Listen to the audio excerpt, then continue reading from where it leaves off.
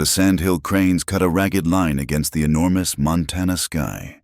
Heading west, their calls drifted down, thin and ancient, a sound of passage, of seasons turning. Below them, the grasslands of 1876 stretched out in a sea of pale gold. Cured by the long, dry heat of summer, it was a beautiful, brittle world, waiting for a spark. Ayanna Redbird watched the cranes until they were specks. She stood on a low ridge, her figure solid and strong against the horizon.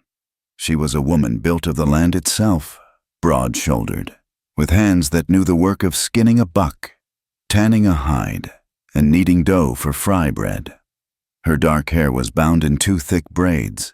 She carried a Winchester rifle with ease, but the hunting knife at her hip looked more a part of her. She was Cheyenne, and she lived by a simple, difficult creed: be free, but be compassionate. Freedom was the wind in the grass. Compassion was the knowledge that every living thing, even the grass, had a right to its place. The cranes signaled a dry season ahead. The air was already thick with the scent of dust and cured pine. Fire was a constant worry, but it was not the only one. Far to the south, she could see a faint, dark smudge against the blue, the smoke from the railroad crews. The iron snake was pushing west, devouring land, scaring the great herds. The buffalo were thinning, and with them, a way of life. Ayanna turned her gaze north, toward the cottonwoods that marked Sweetwater Creek. In the shallow valley nestled there, smoke rose from a different source, a single stone chimney, the McCrae Ranch. Elias McCrae wiped sweat from his brow with a dusty forearm. The fence post was stubborn, the ground hard as iron. He was a lean man, not tall, but with a resilience baked into him by sun and sorrow. He had been a liaison during the war, a man who understood languages, who could talk his way between worlds. But he had found no words for the silence that filled his cabin. Rye and Ruby exploded from the small barn, chasing a chicken. They were 6 years old, twins, bright as new pennies and just as unruly. Rye, the boy, was a small copy of Elias, all elbows and determined jaw. Ruby, his sister, was a whirlwind, her dark blonde hair a tangled mess. They were loud, they were curious, and they were desperately in need of a mother. Elias watched them. The love he felt was a physical ache, a tight band around his chest. It was a love sharpened by a constant, gnawing fear. He was all they had. His wife, Emma, had died bringing them into the world. The birthing fever, the town doctor had called it, a seizure of the blood that stole her breath and left Elias a widower with 2 screaming infants and a wound that would not close. He carried the guilt like a stone. He had failed her. He had not kept her safe. And now, he felt he was failing his children. He could mend a fence, break a horse, and track a lost steer. But he could not braid hair. He could not provide the softness, the particular comfort. That was gone forever. His fear had another name, Ash Bluff. The town was 10 miles down the creek, a small, raw collection of clapboard buildings ruled by the iron will of Reverend Abel Pike. The Reverend spoke of grace but dealt in judgment. His morality was a narrow, unyielding thing. Women were to be modest, demure, and silent in church. Men were to be strong and upright. And the native people, the Cheyenne or the Crow, they were unreliable. Heathens, souls to be saved. Perhaps, but not to be trusted. Elias felt the sting of those whispers every time he bought supplies. He saw the looks from the townswomen, the pity and the measuring. He was a widower, a target for both charity and suspicion. The thought of ever bringing another woman into his home, into his life, was terrifying. It felt like a betrayal of Emma, and worse. He knew what the town would say. The gossip would fly from porch to porch like carrion birds.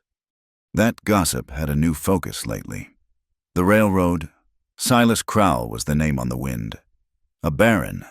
They called him a man who saw the world in ledgers and maps, in lines of steel and profit. Crowell wanted this valley. He wanted the water in Sweetwater Creek, and he wanted the wide, flat plains that were the traditional hunting grounds of Ayanna people. Crowell did not ask nicely. His shadow fell long and cold. And where his shadow fell, men like Cole Maddox did his work. Maddox and his crew were not ranchers. They were gunmen, hired to clear the way, to persuade the stubborn. They were the muscle behind the polite letters offering to buy land. Elias had not received a letter yet, but he knew his small ranch, his water rights, were an obstacle. Ayanna knew it too. She had seen the survey stakes hammered into the earth, far beyond the railroad right-of-way.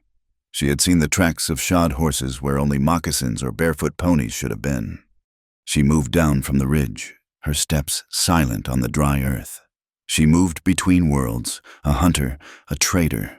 Sometimes she would trade venison or cured skins in Ash Bluff, enduring the cold stares for the flour and salt she needed. And she knew Elias McCrae, not well, but as one knows a neighbor in a land this vast.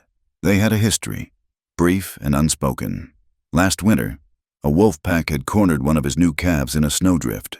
Elias had been pinned down, his rifle empty, the wolves circling. Ayanna had appeared from the trees, a solid, unhurried presence. She had not fired a shot. She had made a sound, a low, resonant call that seemed to shake the air. A buffalo bull challenge.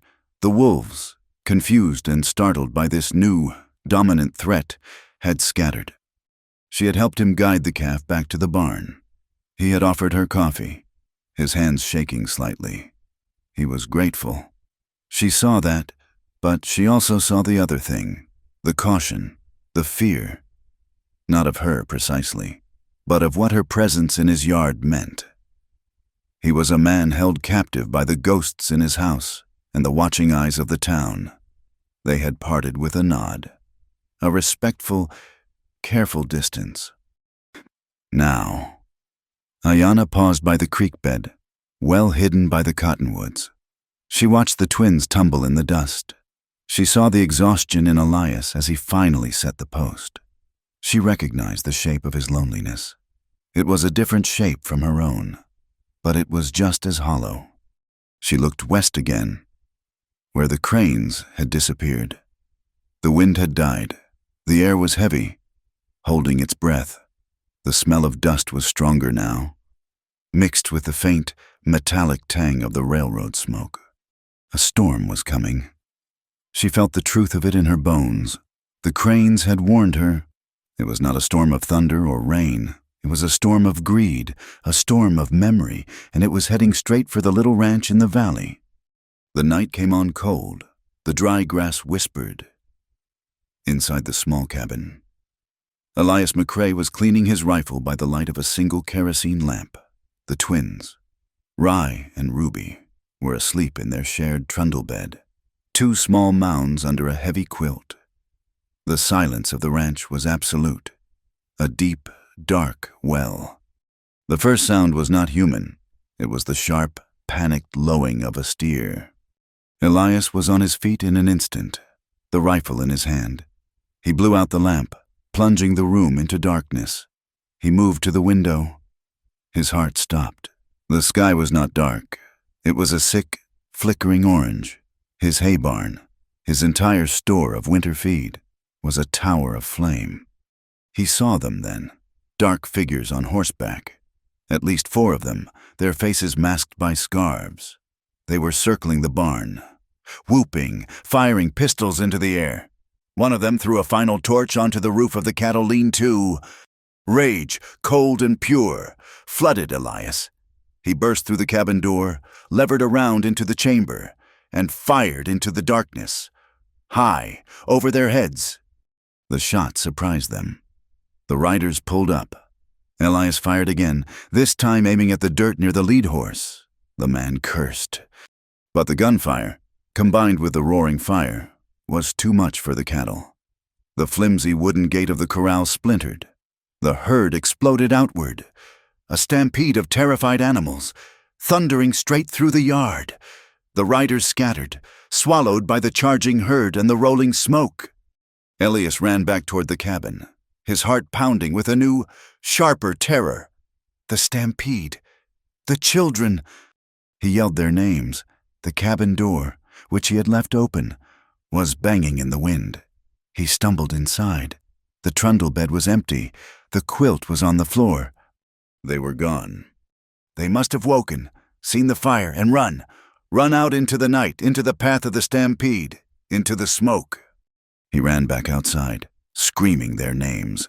His voice was torn away by the roar of the fire and the receding thunder of the hooves. He ran toward the creek, his mind blind with panic. He had lost his wife. He could not lose them. He could not. He almost ran past them. A shadow moved near the bank of the creek, a shape that did not belong. It was low to the ground, huddled behind a large granite boulder. Elias raised his rifle. The shadow stood. It was Ayanna Redbird. She held Ruby in one arm, her small body pressed to her chest. Her other hand held Rye, who was clutching her buckskin breeches, his knuckles white. They were covered in soot, their eyes wide with terror, but they were breathing. They were alive. Elias stopped, his rifle sagging. The breath left his body in a shuddering gasp. Ayanna did not wait for thanks. She pulled the children along, moving quickly, back toward the cabin, her eyes scanning the darkness. She pushed them through the door, and Elias followed, barring it behind him. The cabin was cold. The hearth was only gray ashes. The children were shivering, their teeth chattering. Elias stood, useless, his mind catching up. Ayanna moved with a quiet, solid purpose. She pushed the children toward the hearth. She looked at Elias. Her voice was low, calm. "You must build the fire. Get water from the barrel." He obeyed. He fumbled with the kindling, his hands shaking. Ayanna looked around the small, dark kitchen. She saw his meager supplies: a sack of cornmeal, a tin of molasses, a heavy iron pot. She found a small pistol Elias kept on the mantel, a relic of his wife. By the time the new fire caught, Ayanna was standing beside it. She held the iron pot in one hand. The small pistol was tucked into her belt, her hand resting near it. She set the pot on the hook over the flames, added water, and began to stir in measures of cornmeal. She worked without hurry. She made a thick, steaming gruel. She found spoons. She found the molasses. She coaxed the children closer to the fire, sat them on the rag rug, and fed them, blowing on each spoonful. They ate. The terrible shaking subsided. Ruby leaned her head against Ayanna's leg.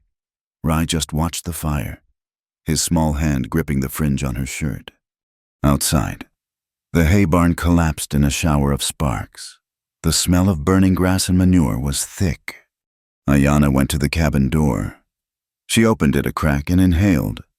She stepped onto the porch, picked up a piece of smoking debris that had landed near the steps. She smelled it, her expression hardening. She came back inside, closing the door. Elias looked at her, questioning. "That fire was not made with prairie grass," she said. "It smells of tar, the black tar the railroad uses for the ties." Elias felt a chill settle over him that had nothing to do with the night air. This was not a random attack. It was not drifters or a desperate band of warriors. This was Crowell. This was a message, delivered with torches. He looked at Ayanna. "This woman, this Cheyenne woman, she was in his kitchen, his wife Emma's kitchen.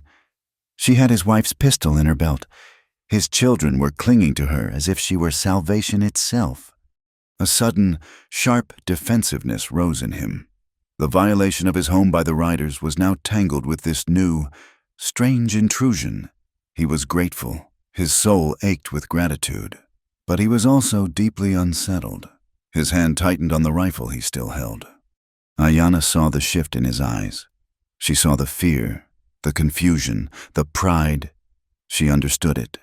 She was a stranger where a stranger should not be. She did not say anything. She only glanced down. Ruby had fallen asleep, her face peaceful. Her small body slumped against Ayana's knee.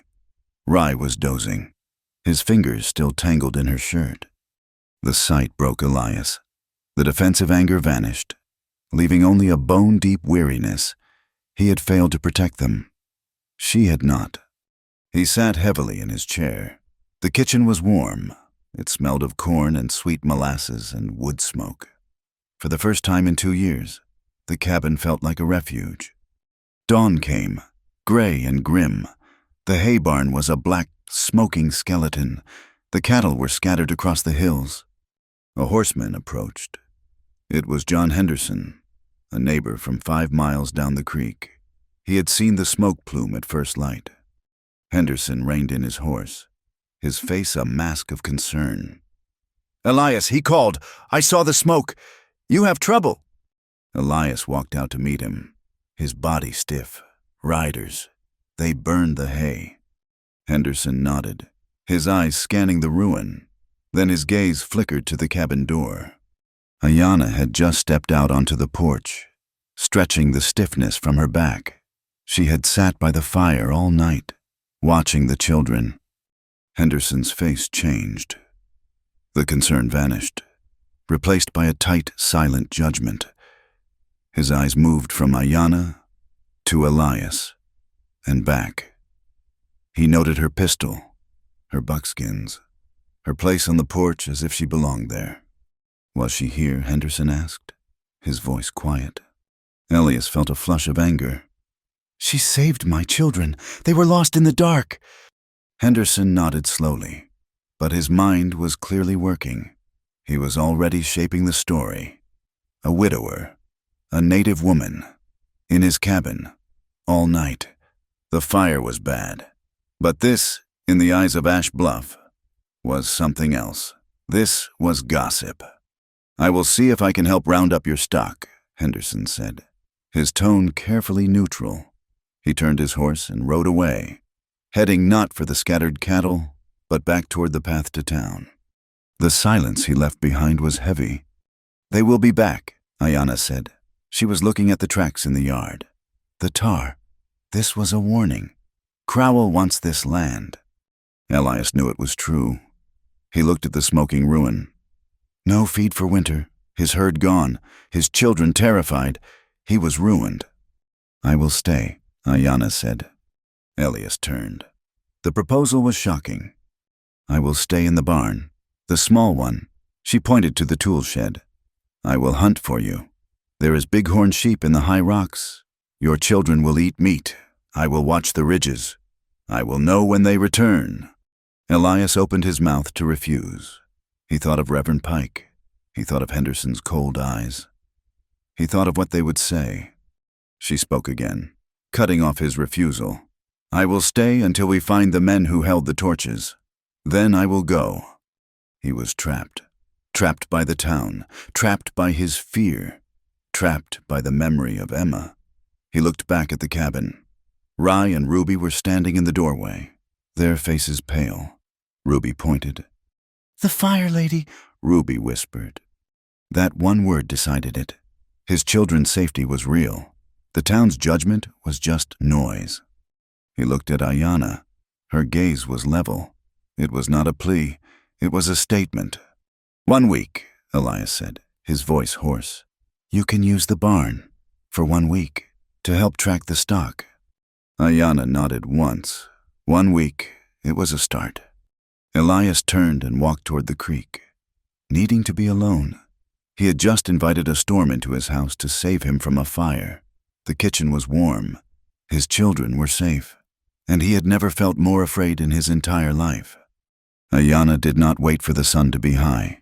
She left before first light, a ghost moving through the gray dawn. She started at the blackened, skeletal remains of the hay barn. The acrid smell of burned grass was everywhere, but beneath it, fainter, was the scent she had caught last night, the railroad tar. It was a thread. She followed it. She did not follow the hoof prints. Those were chaotic, churned by the stampede and the attackers.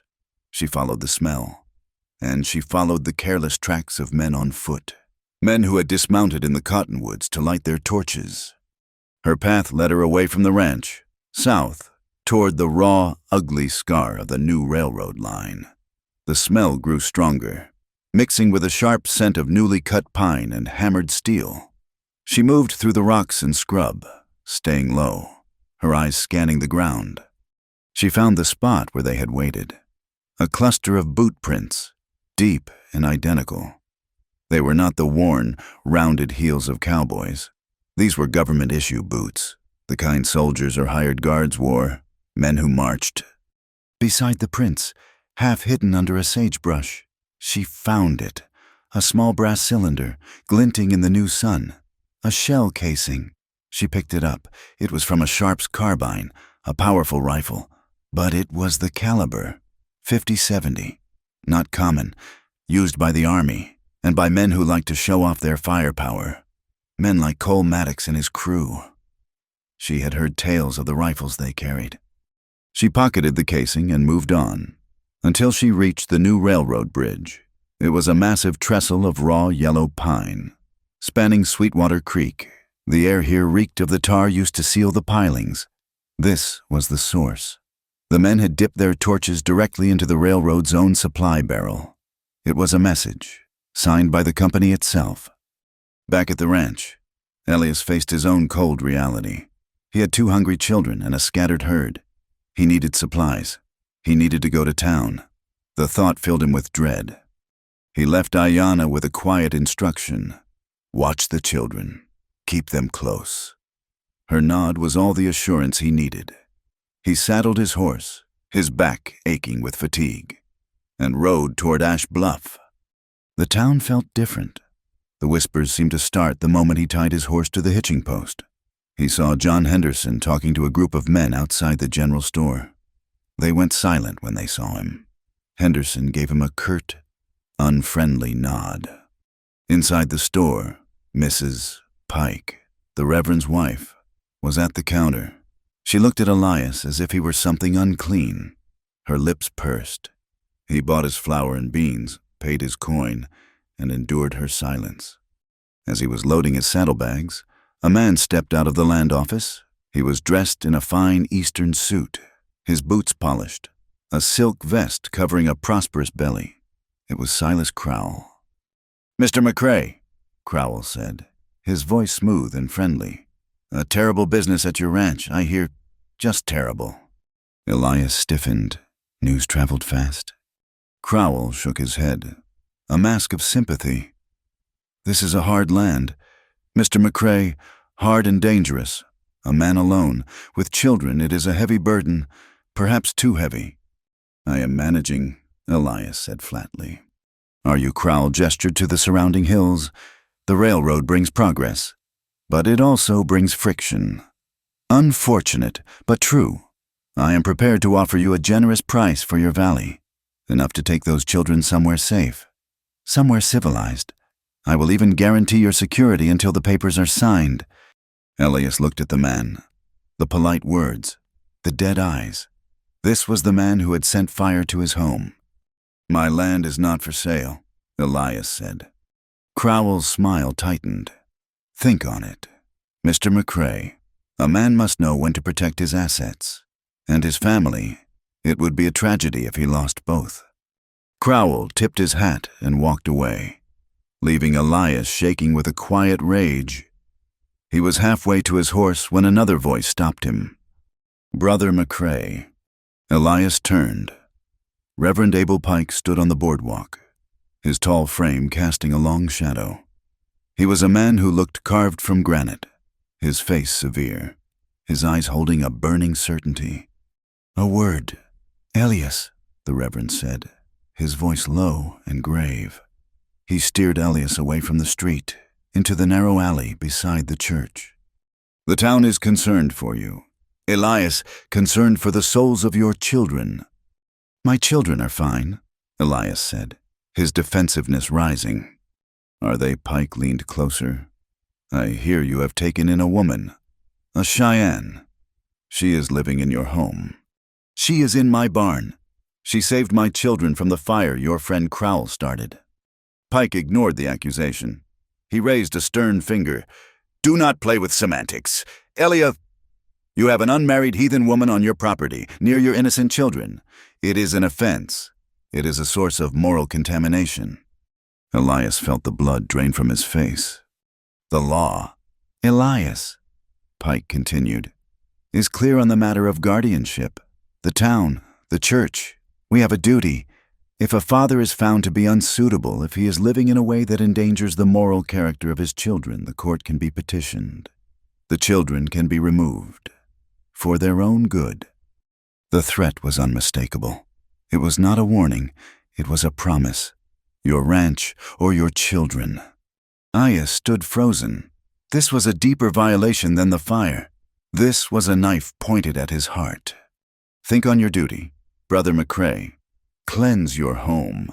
Send the woman away, or the community will be forced to act. Pike turned and walked back into his church, leaving Elias standing in the shadowed alley, his world collapsing.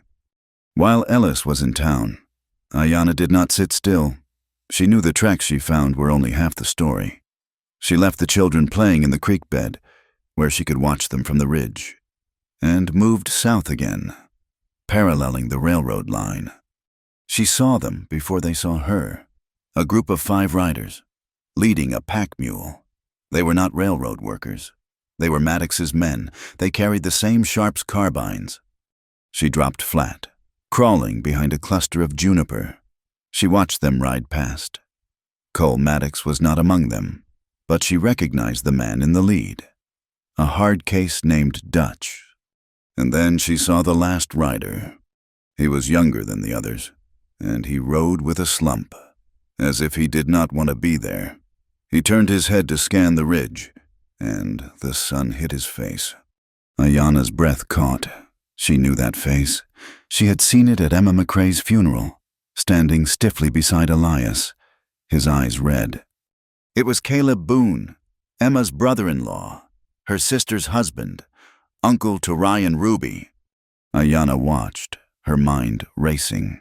Caleb Boone, riding with the men who had burned the McCrae barn. She saw him gesture toward the ranch, pointing, talking to Dutch. He was guiding them, scouting his own family's land. She understood. Crowell did not just use strangers. He used debt. He used weakness. Caleb had a reputation for cards and whiskey. He must be caught in Crowell's web, forced to betray his own kin to save himself. This was worse than she thought. The sickness was not just outside the ranch. It had a root inside the family. When Elias returned, he looked like a broken man. He said nothing of Crowell or Pike. He just unloaded his supplies, his face a gray mask. The whispers from town arrived before sundown. Another neighbor, riding past, stopped to offer condolences. He also mentioned the talk. "It is a strange thing," he said, avoiding Elias's eyes. "Some folks are saying that fire was too neat, and that Cheyenne woman, well, she knows tracking. Don't she, folks who know tracking?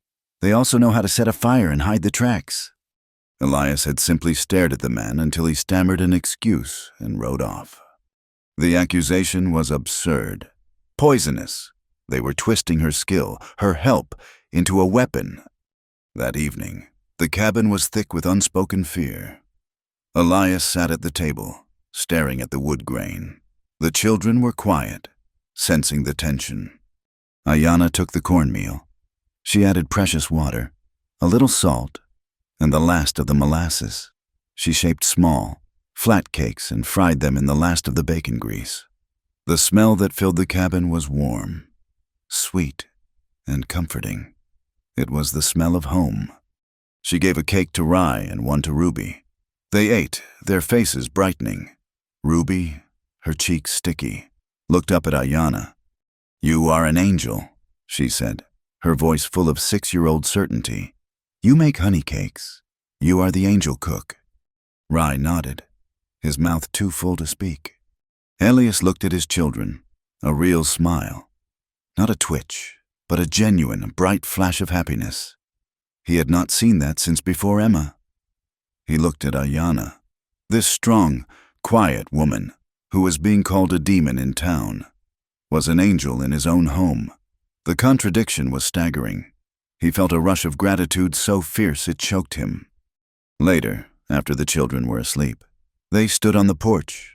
The burned barn was a black patch under the stars. "You heard the talk," Elias said. "It was not a question." Ayanna nodded.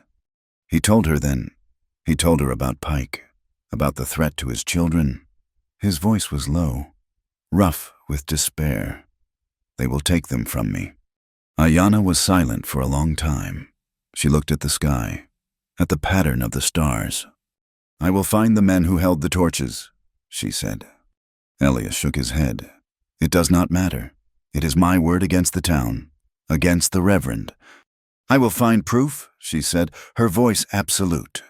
"Proof that cannot be whispered away.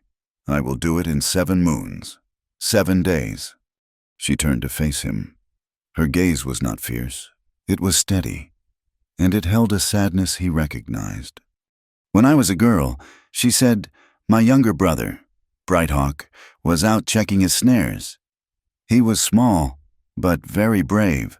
Buffalo hunters came, not for the herd, just for sport. They shot at anything that moved. He was too small. He did not run fast enough." Elias closed his eyes. "I do not forget that," Ayanna said.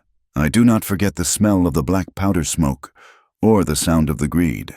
I see it again, in the tar, in the eyes of the man in the fine suit. I will not let that greed take another home. I will not let them harm these children." She had made a vow, not to him, but to the memory of her brother. 7 days, she said again. "I will show you the truth. Then, if you wish it, I will leave." Elias looked at her. He saw the hunter, the tracker, but he also saw the woman who had fed his children, who had made them smile. He saw the woman who had just drawn a line in the dirt against Silas Crowell and the entire town of Ash Bluff. He nodded. 7 days. The air in the McCrae cabin began to change. It was no longer just the scent of old grief, dust, and lye soap. It now held the smoky aroma of venison stew and the warm, nutty smell of flatbread baked on the hot stones of the hearth. Ayanna kept to her word, sleeping in the small barn, but her presence filled the small homestead.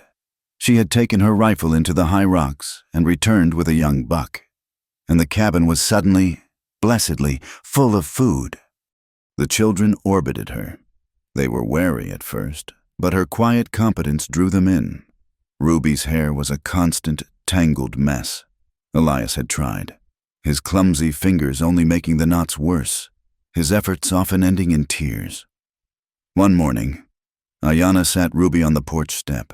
She took a little bear grease and worked it gently through the snarls. Her strong, broad hands, which could skin a deer or aim a rifle, were surprisingly gentle. She divided the hair into 3 strands and began to weave. She showed Ruby how to hold the strands, how to cross them, tight and neat. When she was done, the girl had 2 perfect braids, just like Ayanna's. Rye, always watching, crept closer.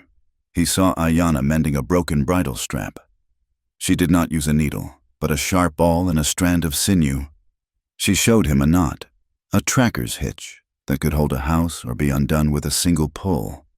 He practiced it for an hour, his small face tight with concentration. Later, she pointed to the sky. A high, rippling pattern of clouds was visible. "That is a mackerel sky," she told them. "The wind will change before nightfall. The clouds tell you the weather, if you listen." Elias watched from the doorway of the barn, where he was sorting through the few tools the fire had spared. Each laugh from Ruby, each quiet question from Rye, was a balm on his raw nerves, and each one was a small stab of guilt. The cabin was alive. His children were learning, but it was because of her, this Cheyenne woman, not Emma. He felt disloyal, a traitor, for the simple, profound relief of hearing his children happy, of eating a warm meal he had not cooked himself while exhausted and heartsick. The new peace was shattered 3 nights later. The sound was not fire this time.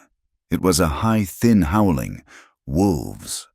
Not the distant call of a lone hunter, but the yipping, snarling cries of a full pack, Close, far too close. Elias grabbed his rifle and burst from the cabin. Ayanna was already out, moving from the barn, her own Winchester in her hands. In the pale moonlight, they could see them. A dozen shapes, maybe more, circling the small pasture where Elias had gathered the last of his cattle. The wolves were not hunting in their usual way, picking off a weak calf. They were organized, driving the terrified animals toward the deep ravine at the edge of the property. This was not nature. This was malice. "They are being driven," Ayanna said, her voice low. "Maddox's men are on the far ridge." "We have to break the circle," Elias yelled. They ran, taking positions on opposite sides of the small herd. Elias fired, his shot echoing across the valley. A wolf yelped and fell. Ayanna fired a moment later, dropping another, but the pack was frenzied, urged on by unseen men. The cattle panicked, lowing in terror. The pack leader, a massive gray wolf, broke from the circle and lunged for a calf, its jaws snapping.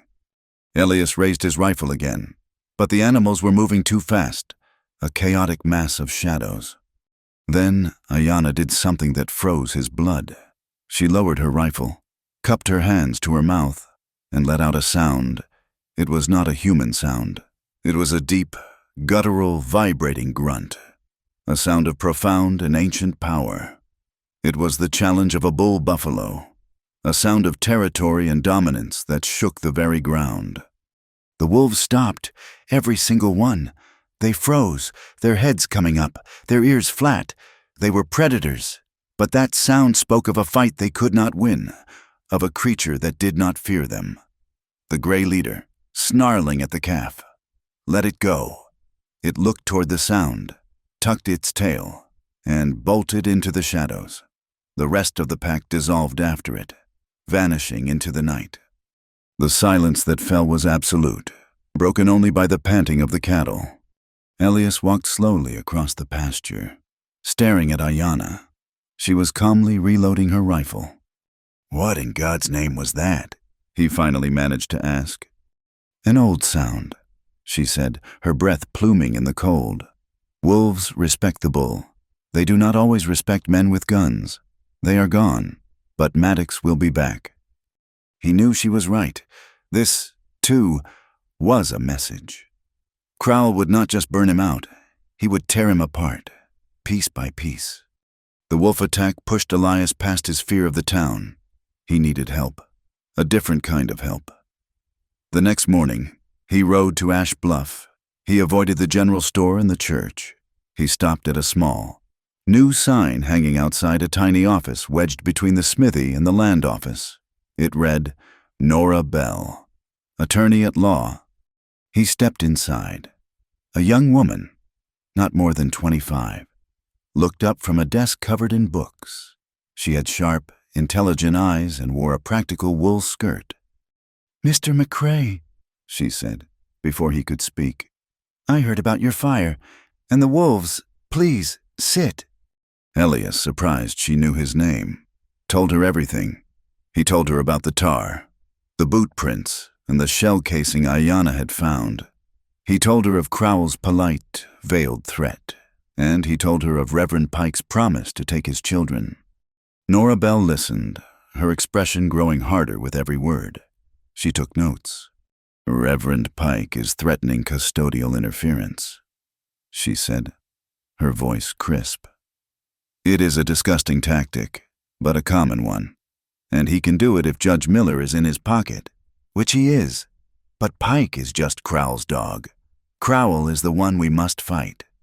"How?" Elias asked. "He has money and gunmen." "He wants to buy your land," she said. "That is the key. He does not have a clear legal claim to it, or he would have taken it already. He is using intimidation to coerce a sale. That is a crime. What you are doing, what Ayanna Redbird is doing, is collecting evidence of that coercion, the tar, the casing, the timing of the wolf attack. It builds a pattern. We need more. We need witnesses. We need to petition the territorial court in Helena. not our local judge. Elias felt a small, unfamiliar flicker. It was hope, a fight with paper, not just guns. What do you need me to do? Write everything down. Nora said, every visit, every threat. Keep a ledger. And tell Ayanna, tell her to be careful, but to keep her eyes open. He rode back to the ranch feeling, for the first time, like he was not entirely alone. But the feeling faded when he saw Ayanna. She was sitting with Rye, showing him how to check a horse's hoof for stones. Ruby was laughing, trying to mimic the buffalo call Ayanna had made. He went inside the cabin. The stew was simmering, smelling of home. On the rough pine mantel sat Emma's sewing box. He ran his hand over the smooth, dark wood. He felt a wave of such profound betrayal he had to lean against the wall. He was fighting for his home, but he was letting another woman fill it. He was replacing his wife. He was a terrible, faithless husband. Ayanna came in, carrying the water bucket. She saw him standing there, his face pale, his hand on the box. She stopped at the door, her eyes reading the whole story of his grief. She understood. She did not cross the threshold. I am here to guard the house. Mr. McCrae, she said, her voice quiet but clear, not to invade it. She set the water bucket by the door, just inside, and turned. She went back out to the children. He was left alone in the warm, fragrant kitchen, feeling both relief and a strange, sharp pang of disappointment. A few days later, a visitor arrived, an old man on a painted horse, his hair in 2 white braids. He rode straight to the ranch, where Ayanna met him. It was Greyhawk, an elder of her Cheyenne band. Elias, recognizing the man's dignity, invited him to the porch.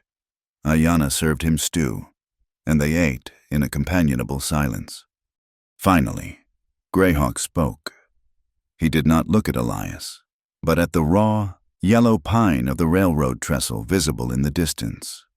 The iron snake cuts the land, he said, his voice like stones rolling in a dry creek. It will cut the path of the great herd. The buffalo must move, or they die. When they die, our children starve. He turned his gaze to Elias. You are a man of this valley. That man Crowell. He wants your water. He wants our pass, south of here, to move his cattle. The water and the pass are one. He needs both. I will not sell, Elias said firmly. Greyhawk nodded. A single stick is easy to break. A bundle is strong. Crowell fights you. He fights us. We must be a bundle. Stand with us. Mr. McCrae, tell your law that this pass is the buffalo's road. Tell them the Cheyenne will protect it, and you will protect your water. Elias looked at Ayanna, then at the old man. His fight was not just for his 2 children. It was for the entire valley. I will, he said. On Sunday, the town of Ash Bluff went to church. Reverend Pike stood at his pulpit, his eyes burning with righteousness. The soul is a fragile thing, he thundered, his voice filling the small building. It must be guarded from the temptations of the wilderness. From sin, we are told to be virtuous, to be pure. His gaze swept over his congregation. But I tell you, virtue cannot reside where there is the burden of flesh. Virtue cannot live in the home of a woman who carries a 9-shot revolver instead of a prayer book. The whispers were immediate. Mrs. Pike nodded. Her lips pursed. Everyone knew who he meant. He had painted Ayanna as a Jezebel, a sinner, using her very strength, her solid, capable body, as proof of her moral failing. The poison spread. That poison was in the air on market day. They had to go for salt and flour. Elias, Ayanna, and the children rode in the buckboard, a united front. The townspeople stared. They moved aside, creating a path of silence and judgment. Nora Bell saw them and walked over from the feed store, her face determined. Mr. McCrae, she began. Well, well. The voice was oily. 3 men stepped out of the saloon. Dutch, the hard case Ayanna had seen from the ridge, was in the lead. He stepped in front of Nora, blocking her path. The little lady lawyer. Dutch sneered. Been asking a lot of questions about railroad business. That ain't healthy, ma'am. He grabbed her arm, his fingers digging in. Elias felt the cold rage. He moved his hand toward the pistol at his hip. Ayanna moved faster. She had not worn her gun belt into town. She was holding a heavy, new iron ladle she had just purchased from the mercantile. One of Dutch's men saw her coming and pulled his knife. "Stay back, squaw," he snarled, lunging. Ayanna did not slow. She swung the ladle in a short, powerful arc. The heavy iron bowl connected with the man's wrist. There was a sickening crack. The man screamed and the knife clattered on the dusty street. Dutch turned, his eyes wide with surprise. Ayanna brought the long handle of the ladle up, jamming it hard into his solar plexus. Dutch made a sound like a punctured bellows and doubled over, choking. The third man, seeing his two companions dispatched in less than 5 seconds by a woman with kitchenware, stared in disbelief. He raised his hands and backed away. The entire street was silent. The townspeople, who had been whispering, were now frozen, staring. Ayanna did not look at the men on the ground. She looked at Nora. "Are you harmed?" Nora, pale but resolute, pulled her sleeve straight. "No," she said. "I am not." Ayanna nodded once. She took Ruby's hand. "We have the salt," she said to Elias. She walked back to the buckboard. The whispers that followed them this time were different. They were not just judgmental. They were laced with fear, and, from a few faces, a new, grudging respect. The drought, however, did not respect strength. It deepened. The air turned brown with dust. The Sweetwater Creek slowed to a trickle. The small herd of calves Elias had managed to save were bawling, their tongues thick, crowding a trough that was just mud. "They will not last the week," Elias said, his voice flat with defeat. Another dust storm was building in the west. Ayanna studied the ground near the barn. She found a low spot, a natural depression in the earth. "We will make a hold," she said. "Here." She enlisted Elias. They took the hides from the cattle that had been killed in the stampede, hides she had salted. They lined the depression, overlapping them. She found a patch of clay near the creek bed and mixed it with water, packing the seams between the hides, creating a waterproof seal. It took all day. They worked side by side, covered in mud and sweat. The children helped, carrying small buckets of water, their faces serious. When they were done, Ayanna diverted the last, tiny trickle from a spring into the hollow. It was not much, but the water held. The raw hide and clay basin did not leak. That night, the calves drank, their sides filling out. Elias and Ayanna sat on the porch, too exhausted to speak. The wind was rising, howling, blowing sharp dust that stung the skin. But in the hollow, the water was safe. They had built something together. "You saved them," Elias said, his voice rough. Ayanna looked at the dark, swirling sky. "We saved them," she corrected. "The land gives, if you know how to ask. But this wind, it brings the fire." The air at the ranch had grown thin, stripped of all moisture. The clay basin Ayanna and Elias had built was a godsend, a small patch of dark, life-giving mud in a world of tinder dry yellow. But the supplies Elias had bought in his last desperate trip to Ash Bluff were dwindling. The flour sack was nearly flat. The salt was gone. The drought held the land in a fist, and the distant, smoky haze on the horizon was a constant, unspoken threat. "We have to go," Elias said one morning. His voice flat, he hated it. After the incident with the ladle, he knew their reception in town would be ice. "We need flour and salt. The venison will not keep without salt." Ayanna nodded. She had been patching one of the children's shirts. "I will come. And the children. It is not good for them to stay here if the wind turns." Elias looked at her, surprised. He had intended to go alone, to spare them the stairs. "The whole family?" he asked, the word slipping out before he could stop it. "They will be safer with us than here alone," Ayanna said simply. It felt, he admitted to himself, like a strange picnic. He hitched the horses to the buckboard. Ayanna packed a small parcel of cold flatbread and dried venison. The children, excited for any diversion, scrambled into the back. Elias helped Ayanna onto the seat beside him. It was a simple, domestic act, and it felt more dangerous than facing Maddox's men.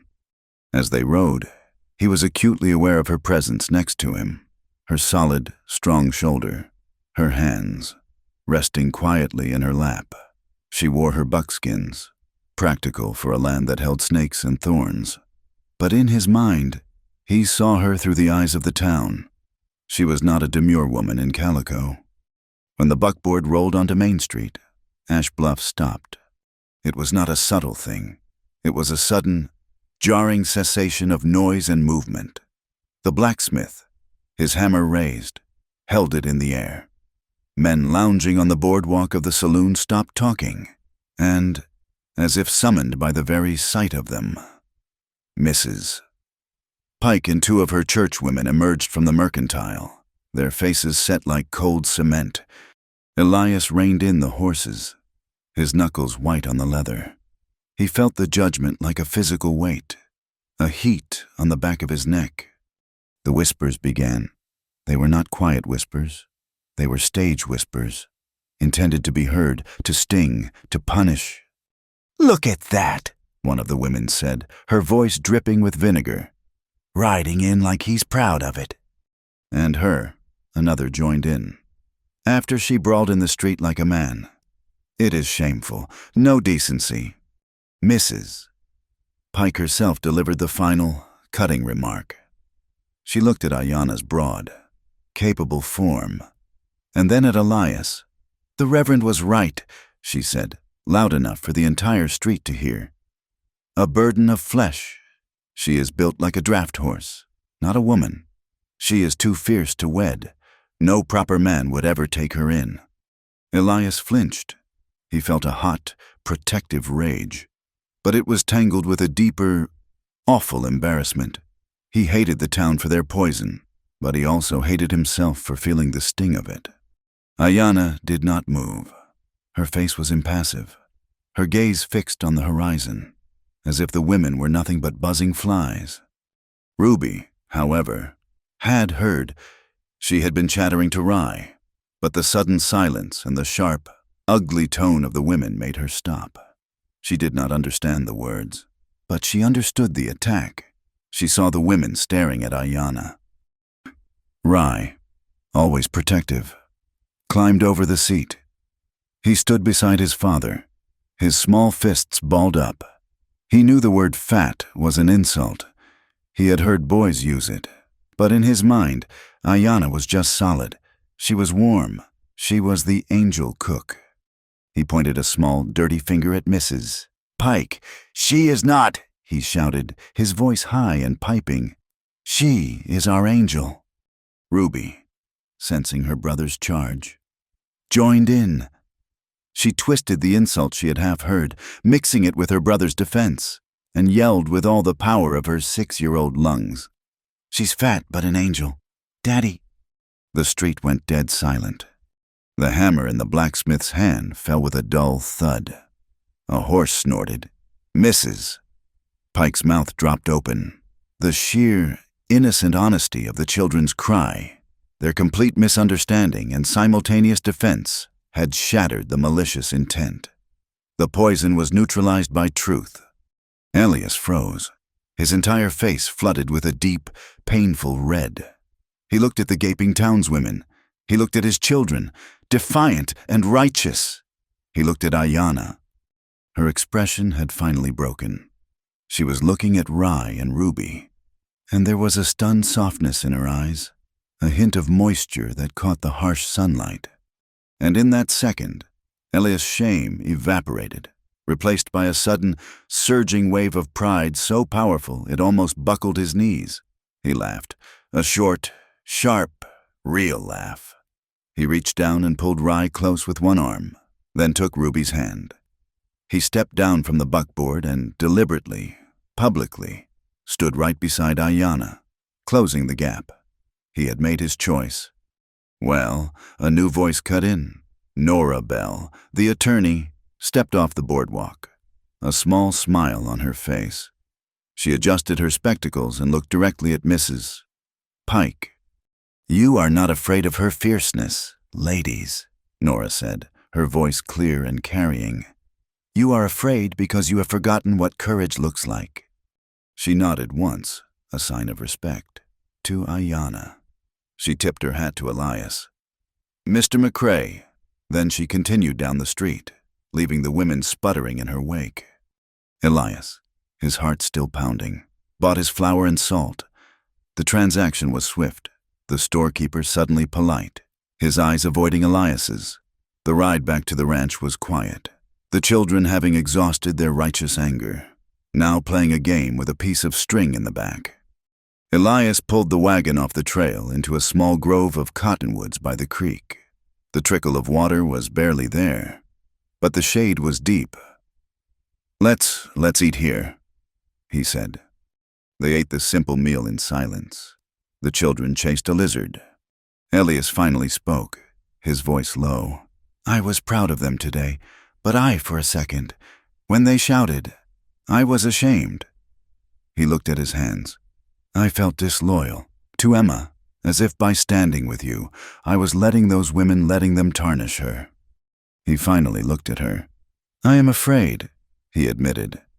"I am afraid that if I let this feel like a home again, that it means I am erasing her, that I am a faithless man." Ayanna listened. She did not placate him. She understood ghosts.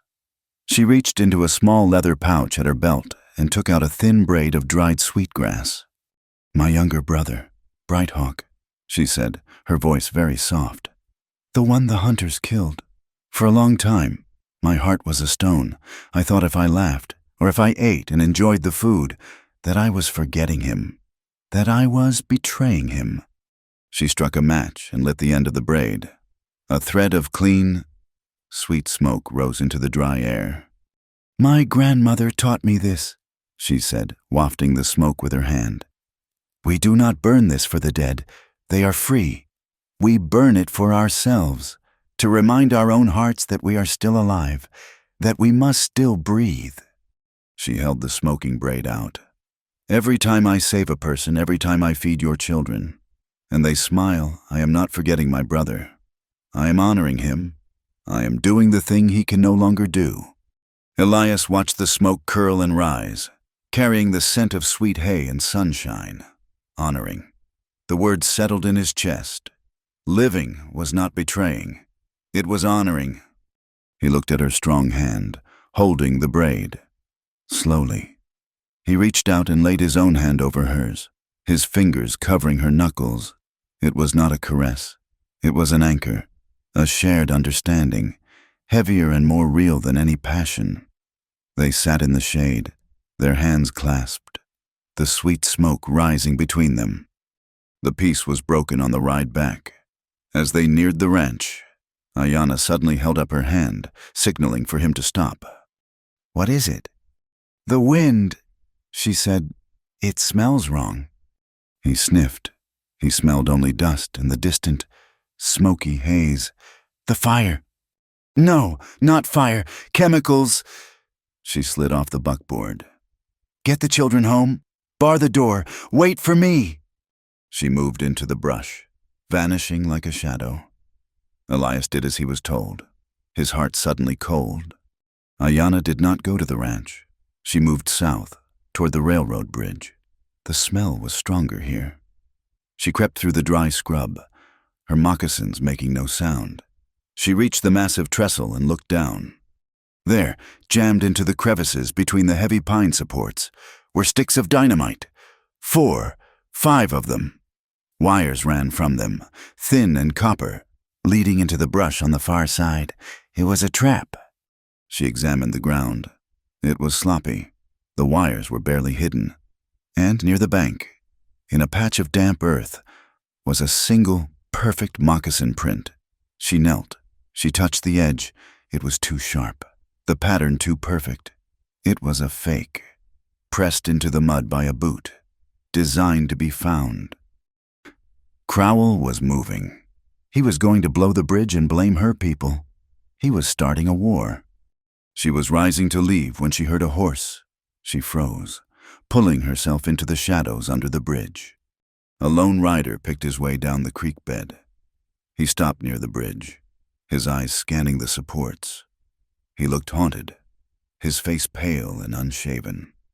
It was Caleb Boone, Emma's brother-in-law. He looked up, his gaze frantic. "Elias," he hissed, "are you here?" Ayanna stayed silent. Caleb swore, his voice breaking. He was talking to himself. He's going to do it. He's really going to do it. He was about to turn his horse when Ayanna stepped out. Caleb cried out, his hand flying to the pistol at his hip. "Do not," Ayanna said, her voice flat. "Redbird, you," he stammered. He looked at the dynamite, then at her. "You have to get them out. You have to get Elias and the children out of here." "You are riding with Maddox," she stated. "I am in deep," he pleaded, his face collapsing. "The card games, Crowell owns me. He owns my debt, but this is different. He is done playing games. He told Maddox the next move is the last one. He is going to burn you all to the ground, and he is going to start it by blaming the Cheyenne for this bridge. And you are here to warn us." "I am here to beg," Caleb said, his voice cracking. "Tell Elias to sell. It is just dirt. Take the money and go. Please, if he sells, Crowell will let me go. We will all be safe." "He will not sell," Ayanna said. "Then he is a fool. You are all fools." Caleb was weeping now, tears of pure, desperate fear. "He will kill you all. He will kill those babies. Get on your horse. Caleb Boone," Ayanna said, her voice cold. "And ride away. Your warning is delivered." Caleb stared at her, his face a mask of defeat. He knew he had failed. He wheeled his horse, churning the mud, and galloped away, back toward the railroad camp. Ayanna rode back to the ranch as the sun bled into the horizon, staining the sky a sick, dusty orange. The wind was picking up, howling. The great dust storm was coming. Elias met her at the barn, his face grim. "What did you find?" "Dynamite," she said. "At the bridge. A trap to blame my people. And Caleb. He was there. He is terrified. He says Crowell will burn us to the ground." They stood on the porch, the wind whipping at their clothes. The air was electric. Rye and Ruby came out, huddling against Elias's legs. "Daddy, the sky is angry," Ruby whispered, her eyes wide. Ayanna knelt, pulling the two children close. She looked out at the swirling brown-yellow clouds that were devouring the world. "Yes, it is angry," she said, her voice calm. "But the land is strong. Listen." She cupped her hands and made the sound. The low, powerful, vibrating grunt of the bull buffalo. It was quiet, but it seemed to vibrate in their bones, a counternote to the howl of the wind. "That is the sound of the herd," she told them. "They are not afraid of the wind. They walk into it. One day, when this is over, I will take you to the high pass. I will show you how this land breathes when it is free." Elias watched her, his hand resting on the cabin door. She was not just protecting his children. She was making them a promise that there would be an after. And as the first wave of stinging dust hit the ranch, he knew, with a terrible certainty, that they would have to fight a war to see it. The dust storm raged for 2 days, a suffocating brown howl that scoured the land and turned noon into a murky twilight. Inside the cabin, they lived by the pale yellow light of the kerosene lamp. Elias had boarded the windows. Ayanna had stuffed rags into every crack, but the fine, gritty powder still settled on everything. The children slept fitfully in their parents' bed, where Elias had moved them, the trundle being too low to the drafty floor. On the second night, the wind paused. It did not die. but it held its breath, creating a heavy, unnatural silence. And into that silence came the sound. It was not thunder. It was a low, heavy, crumping boom that shook the very foundation of the cabin. The glass in the lamp chimney rattled. Ruby cried out in her sleep. Elias and Ayanna looked at each other across the small room. "The bridge," Elias said, his voice a hoarse whisper. "No," Ayanna said. She had been listening. "That was not the main trestle. It was farther east, the old crossing." She was right. The main bridge, the one she had seen wired with dynamite, was still standing. Maddox had been clever. He had chosen a smaller, secondary bridge, an easier target, one that would still panic the town. Dawn broke on a ravaged world. The air was clearer, but the land looked exhausted, buried in a fine layer of brown dust, before they could even open the door. 2 horses galloped into the yard. It was not the posse. It was John Henderson, his face pale, and Nora Bell, who had clearly ridden hard to beat him there. Elias Henderson yelled, dismounting. "They did it! The savages! They blew the supply bridge! We found this!" He held up a small, leather pouch, beaded and fringed, with a hawk feather tied to its string. Ayanna looked at it. It was a cheap imitation, something sold to tourists back east. It was not Cheyenne. "They found it tied to a support," Henderson said, his voice full of outrage. "Pike is rounding up a posse. They are saying the Cheyenne have declared war. They are coming for her." He pointed at the cabin. "At Ayanna." Nora Bell pushed past him, her face streaked with dust. "It is a lie. Elias, I got to town as Pike was speaking. He is inciting a mob. He is demanding they arrest Ayanna for the explosion. I told him he had no warrant, no proof. He said he did not need one." "They are coming to hang her," Henderson said, his voice a mix of fear and grim satisfaction. "You have to give her up." Elias looked from Henderson's fearful face to Nora's warning eyes. He looked at Ayanna, who stood calm, her hand resting on the doorframe. He thought of his children, asleep, safe. He thought of his promise to himself. He would not let mob law trample justice.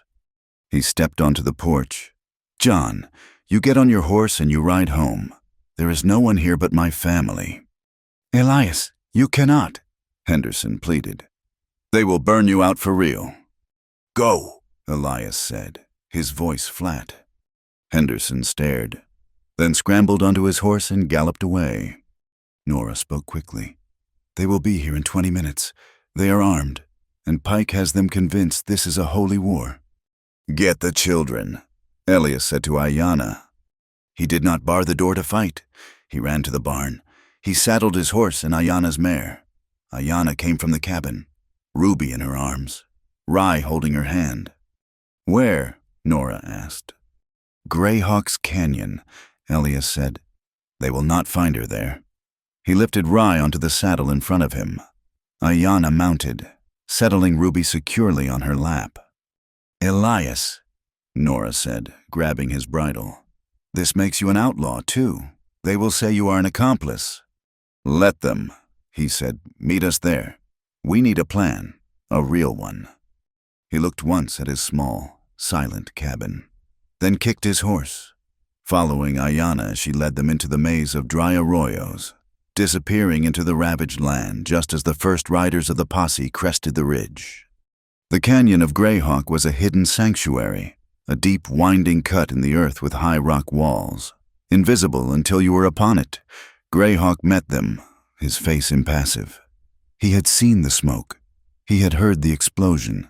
His warriors, armed and silent, watched from the cliffs above. Nora arrived an hour later, her horse exhausted. They gathered in the shelter of a deep overhang as the dusty, blood-orange moon rose. The children, wrapped in blankets, slept by a small, smokeless fire. "The posse is furious," Nora said, accepting a bladder of water. "Pike is demanding the territorial marshal be called. They are searching the hills. We are out of time." "What do we do?" Elias asked. He felt like a rat in a trap. We stop defending, Nora said, her eyes bright in the firelight. We attack. We prove Crowell and Maddox did this. Caleb, Elias said.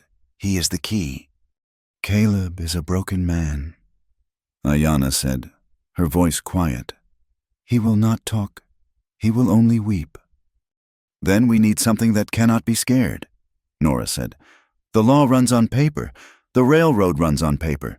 That explosion that was dynamite. Railroad dynamite. They cannot just hand that out. There must be a record, a ledger, at the supply depot. Greyhawk nodded. My scouts have seen it. A new shack, 3 miles past the main trestle. It is guarded. We get that book, Nora said. We get Crowell. We can match the inventory to the date. We can prove this was not a Cheyenne raid. It was a planned demolition. I will go, Elias said. I will go, Ayanna said at the same time. I know the path. I know how to move unheard. Nora stood. And I will go. I am the only one who knows what such a ledger should look like. What will be admissible as evidence? You might grab a shipping manifest. I will know the logbook. Elias looked at the sleeping children. I cannot leave them. Ayanna touched his arm. And we cannot leave them here. The posse is searching everywhere. They are only safe where we are. We go together. It was a terrible, desperate idea to take 2 small children on a covert mission through hostile territory. But she was right. They were a family. They would not be split. Greyhawk rose. My warriors will shadow you. They will draw the posse north, toward the high pass. The dust is settling, but the wind is still high. Use it. Go now. The journey was a nightmare. They rode low, Ayanna in the lead, Elias in the rear, the children bundled between them. The land was a skeleton in the moonlight.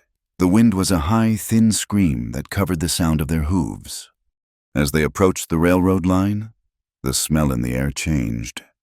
It was not just dust. It was the sharp, acrid scent of burning pine. Ayanna reined in her horse. Ahead, the ridge they needed to cross was outlined in a faint, flickering red. The dry storm had left fire in its wake. It is moving fast, Elias said, his voice tight. We cannot go around, Ayanna said. It will take too long. There is a game trail through that rocky wash. It will be hot, but the rock will not burn. We have to ride through it. She led them into the smoky haze. The heat was a physical blow. Embers, carried on the wind, snapped past their faces like angry insects. The horses screamed, their eyes wide. Ayanna dismounted, pulling her mare, her voice a low, constant murmur. Elias did the same, shielding the children with his own body. Ruby was coughing, her small body trembling. Rai was silent, his face buried in his father's coat. They ran through the wash, the roar of the fire filling their ears. The air was too hot to breathe. Just as it felt they could go no farther, the wash descended, and they were through, stumbling out into the clear, cold night air, their faces black with soot, their lungs burning. They found shelter in a small grove of tall pines that the fire had somehow missed. They collapsed, gasping. The children, beyond tears, were just silent. Nora was shaking, her hands raw. Elias looked at his own hand. A stray cinder had burned a bright red line across his knuckles where he held the reins. Ayanna knelt beside him. She took out a small tin of her own bear grease and gently, without a word, spread it over the burn. Elias looked at her face, illuminated by the hellish glow of the fire behind them. I almost killed them, he whispered, his voice cracking. I took them through fire. Ayanna finished, her touch light. She did not look at him. She looked at one of the tall pines beside them, its bark scarred black from an older fire. My mother taught me, she said, her voice so low he had to lean in to hear it. That strength is not from being untouched. It is fed by kindness. It is fed by what we do to heal the burns. Elias stared at her profile. he was overwhelmed by a feeling he could not name. It was not desire. It was gratitude. A profound, bone-deep recognition. This woman, this fierce, slandered woman, was the anchor in his storm. He did not think. He leaned forward and, just for a moment, rested his forehead against the back of her hand, the one that had just tended to him. It was a gesture of utter exhaustion, of trust, of a bond forged in fire. She did not move, did not pull away. She allowed the contact, a solid, still presence in the burning world. He straightened, taking a deep, shuddering breath. "We have to go." The supply depot was a cluster of raw pine shacks near the main railroad line. A single light burned in the office. Ayanna scanned it. 2 guards, one on the porch, one I do not see. She vanished into the shadows. Elias and Nora waited, their hearts pounding. There was a sound, a soft thud, a dragged weight. Ayanna reappeared. "1 guard is sleeping," she said. "The other is in the office." Elias pulled his pistol.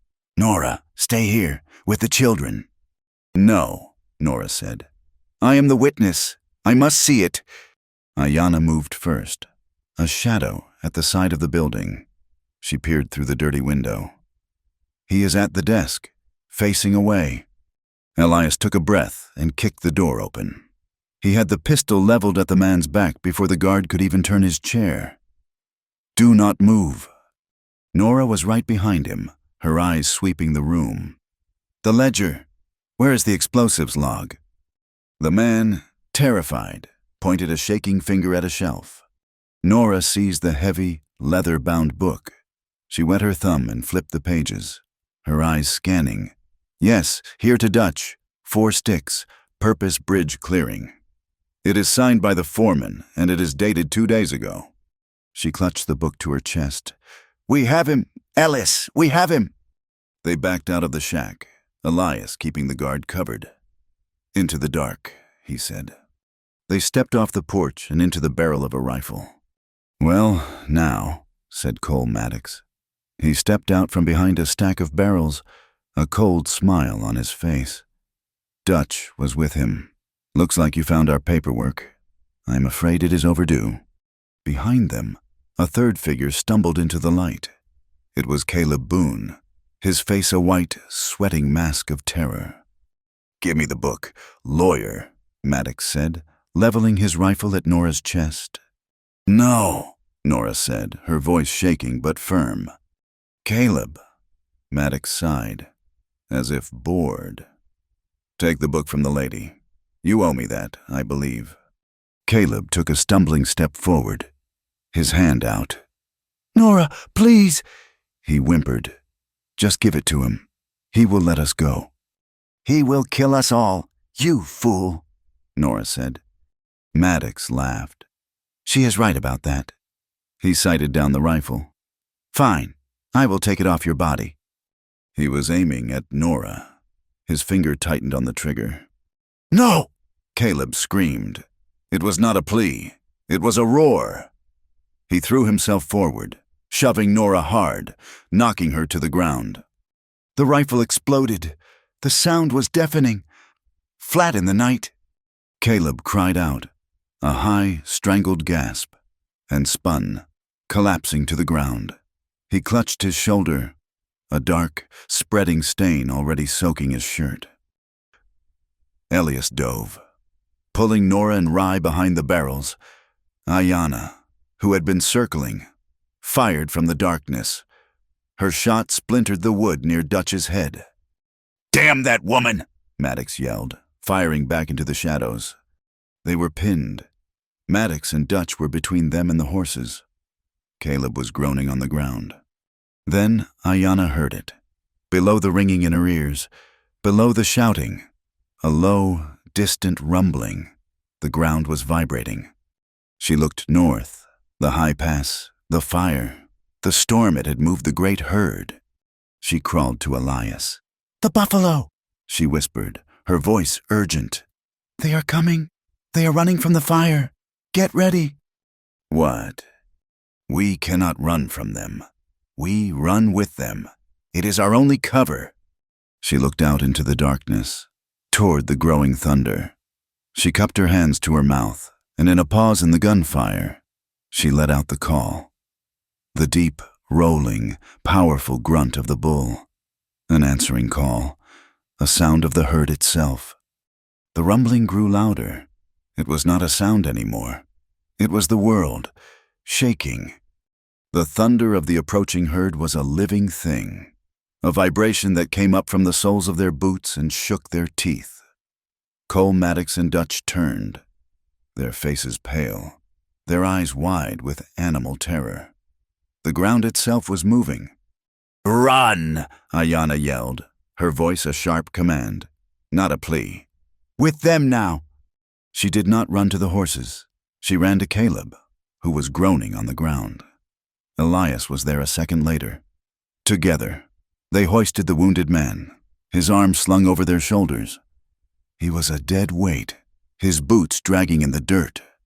Nora grabbed the ledger, her other hand seizing Rye. They scrambled to the horses, which were plunging, screaming at the sound. Maddox and Dutch were firing, but not at them. They were firing wildly into the darkness, at the wall of sound that was about to overwhelm them. "Get on!" Elias shouted, shoving Nora and Rye toward his own horse. He helped Ayanna lift Caleb onto her mare, a terrible, heavy burden. Elias mounted, pulling Rye up in front of him. Nora clutched the ledger, her arm hooked around his waist. Ayanna mounted behind Caleb, her body a bulwark, one arm clamped around his waist, the other holding Ruby, who was awake and silent with terror. The first line of buffalo burst from the smoke-filled darkness. They were not animals. They were a force of nature, a black, thundering river of muscle and horn, their eyes rolling white. Ayanna kicked her mare. She did not ride away from the herd. She rode parallel to it, plunging into the dust cloud, into the narrow, safe channel that ran beside the stampede. Elias followed, his horse frantic, but obeying. They were swallowed by the noise and the dust. Maddox and Dutch were left behind, their curses lost, their own horses bolting. They were cut off, adrift in the thundering wake of the herd. The ride was a blur of pounding hooves and choking dust. The buffalo were a living shield, protecting them, hiding them. Ayanna did not fight the herd. She moved with it. She knew this path. The fire in the high rocks had pushed the animals, and they were running to the only water they knew, Sweetwater Creek, the creek that ran straight through the valley, straight past the town of Ash Bluff. They rode for miles, a small, desperate island in a sea of life. Caleb was a heavy weight, moaning with every jolt. Ayanna pressed her free hand hard against his bleeding shoulder. "Hold, Caleb Boone," she commanded, her voice low. "You must hold." Nora clutched the precious ledger to her chest. Rye buried his face in his father's coat, while Ruby, impossibly, had fallen back asleep, her small body trusting the solid warmth of Ayanna. The sun was high and brutal when they broke free. The herd, smelling the water, slowed, spreading out across the wide valley. Ayanna pushed her exhausted horse the last mile. It was Sunday, midday. The town of Ash Bluff should have been quiet, the citizens at their dinners. It was not quiet. As they rode onto Main Street, they saw the town was gathered. The entire population stood in the dusty square between the church and the general store. It was not a meeting. It was a mob. On a wagon bed, Reverend Abel Pike stood, his arms raised, his face dark with righteous fury. He was not holding a Bible. He was holding the fake, feathered pouch the posse had found. "She is a witch!" he thundered, his voice carrying across the square. "A heathen who brought the fire, who summoned the wolves, who conspired with the devil to blow the railroad bridge. She has corrupted our brother, Elias McCrae, and put his children in mortal peril. We find her guilty before God and man." A low, angry murmur rose from the crowd. "Amen," someone shouted. "Then find her here." Elias's voice was raw, cracked with exhaustion. but it cut through the noise. He rode his horse straight into the center of the square. Ayanna followed, her mare staggering, dark with sweat and Caleb's blood. The crowd fell back, stunned into silence. They saw the 4 adults, the 2 children, the wounded man. They saw the soot, the blood, the grime. They looked like survivors of a war. Reverend Pike's face turned a deep, blotchy purple. "Seize them!" he roared. "Seize the witch! Seize the traitors!" A few men in the crowd, members of the posse, moved forward, their hands on their pistols. Elias slid from his horse. He was slow, his body aching.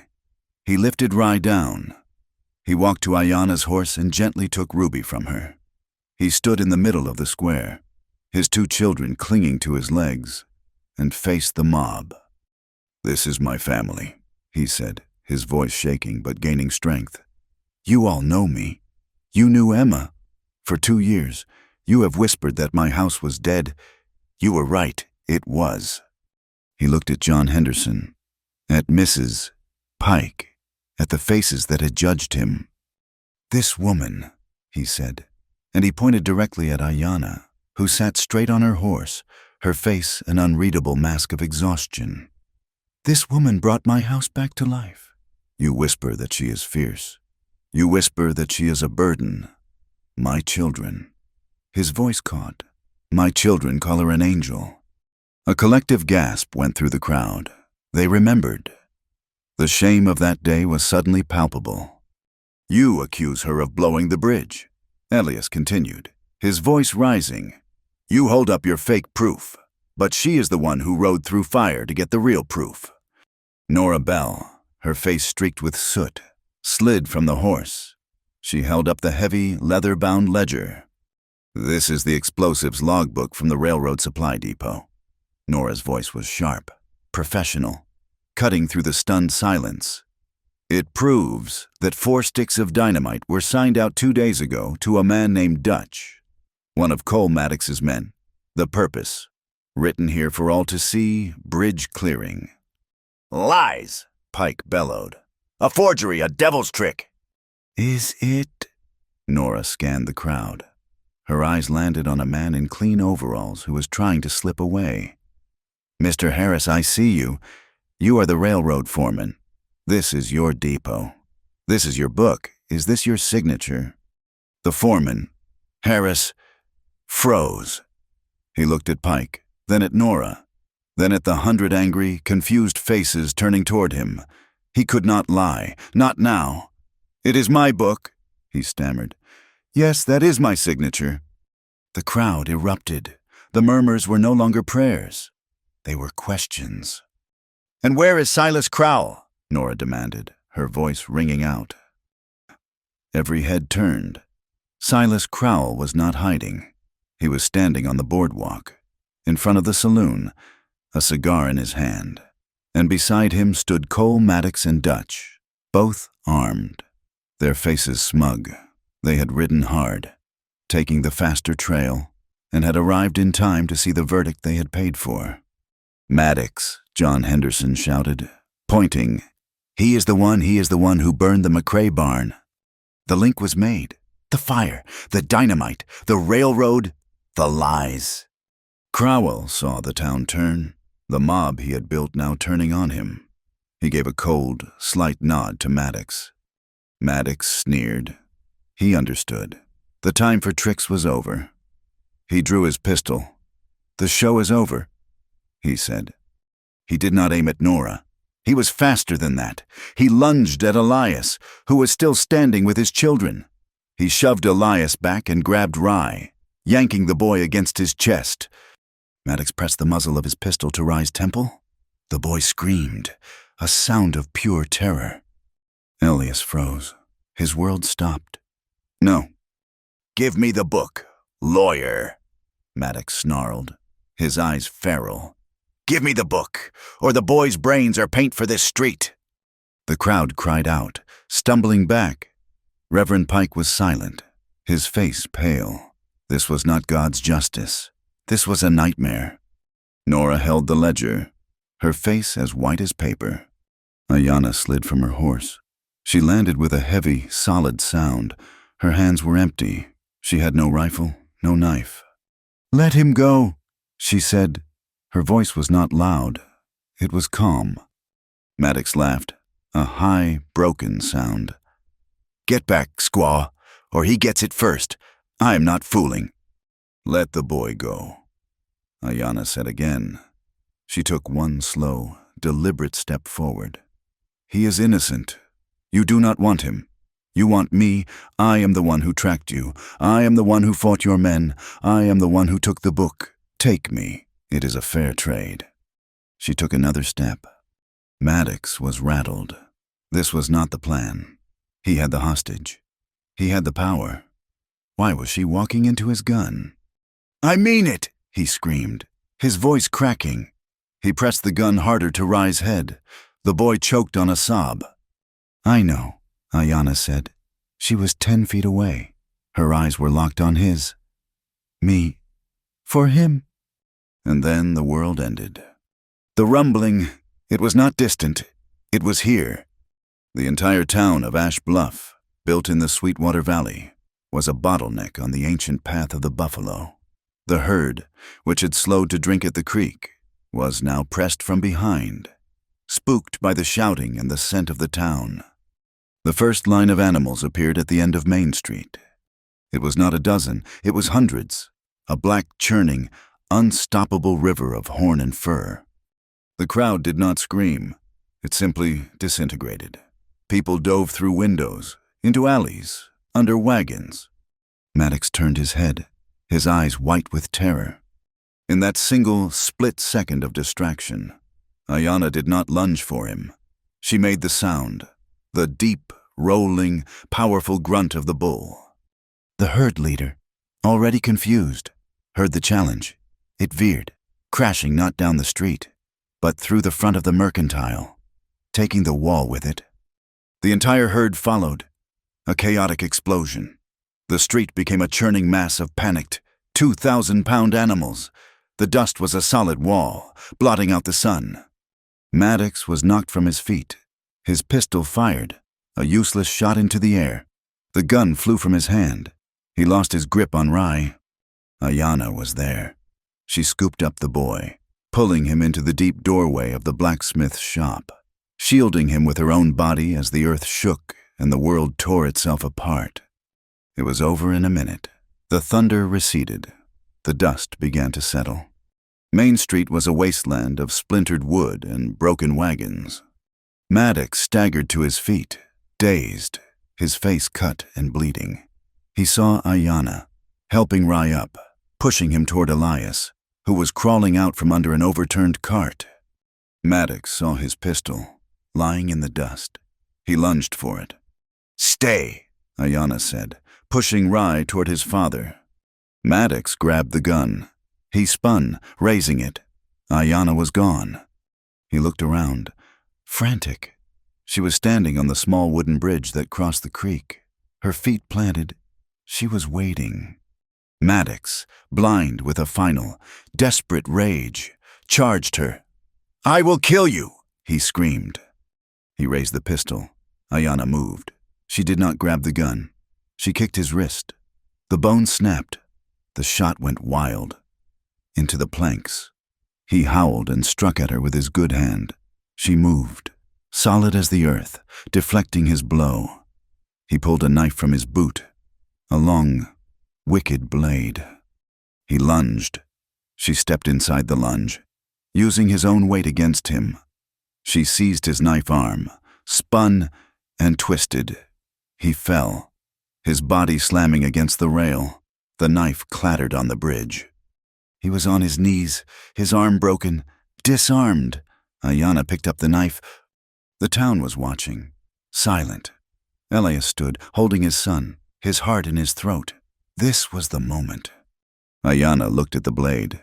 She looked at the pathetic, snarling man. With a flick of her wrist, she threw the knife. It spun, flashing, and plunged into the muddy creek below. She took a rawhide tie from her belt. She walked behind Maddox and bound his hands, his good one to his broken one. He wept with pain and rage. "Let white man's justice judge a white man," she said, her voice clear and carrying. She shoved him, and he toppled from the bridge, landing in the mud. The town stood in the wreckage. They looked at the bound gunman. They looked at Silas Crowell, who stood alone, his cigar gone, his face gray. And they looked at Reverend Abel Pike. John Henderson, his face covered in dust, spoke, his voice quiet but full of shame. "I saw him," he said. "I saw Reverend Pike, yesterday, shaking hands with Crowell at the saloon." They were laughing. The words hung in the air. Pike's power, built on fear and judgment, evaporated like mist. His congregation, his mob, turned their backs on him. "He lied," a woman whispered. "He used God." Elias ran to Nora, who was kneeling beside Caleb. He was still alive, his shoulder a terrible ruin. "Caleb," Elias said, his voice thick. Caleb Boone opened his eyes. He saw Elias. He saw Rye and Ruby, safe. A single tear cut a clean path through the grime on his face. "I am sorry." "Elias," he coughed, his lips flecked with blood. "I was a coward." He looked at Nora. "The book," he whispered. "Is it safe?" Nora nodded, holding it tight. "Good," Caleb breathed. "Good. I will testify. I will tell them everything. Crowell, the debt, the fire, all of it." He had cut the cord. He was free. Elias gripped his good hand. "You will live, Caleb. You will live to tell it." The crowd, no longer a mob, parted, making a path as Nora and Elias began to lift the man who had, in the end, saved them all. The fighting was done. The truth was out. The dust settled on a new world. Main Street was a ruin, a testament to the raw power that had torn through it, but the air, thick with the smell of animals and pulverized earth, was finally clear. The silence that followed the stampede was heavier than the noise had been. The townsfolk of Ash Bluff crawled out from under wagons, from the splintered doorways of their shops, their face pale with shock. They saw Cole Maddox, bound and weeping with pain, being hauled from the mud by John Henderson. They saw Silas Crowell, standing alone, his fine Eastern suit covered in filth, his face a mask of disbelief. They saw Reverend Abel Pike, his back to the crowd, staring at the ruins of the mercantile as if he could not comprehend a power greater than his own rhetoric. And they saw Elias McCrae, his son Rye, clinging to his neck. They saw Nora Bell, clutching the precious ledger, her knuckles white. And they saw Ayanna, her face grim, helping Elias lift the bleeding, groaning form of Caleb Boone. "The doctor," Elias said, his voice raw. "Get him to the doctor." The crowd parted. They did not whisper. They stared, their eyes wide with shame and a new, terrible understanding. They had been lied to. They had been manipulated into a mob, and they had almost committed an atrocity in the name of a false god. They carried Caleb into the small office of Dr. Miller, who took one look at the shattered shoulder and paled. "He is lucky to be alive," the doctor said, pulling out bandages. "That bullet missed his lung by an inch." Nora Bell did not rest. She stood on the steps of the doctor's office, the ledger held high. "We need a statement," she called out, her voice cutting through the stunned silence. "We need an affidavit, sworn by every one of you who saw this, everyone who heard Reverend Pike incite this riot, everyone who saw Maddox take that child, everyone who heard Harris, the foreman, admit this book was his." Harris, the foreman, stepped forward, his face ashen. "I will sign," he said. "Crowell, he paid me. He said it was just clearing rock. I did not know.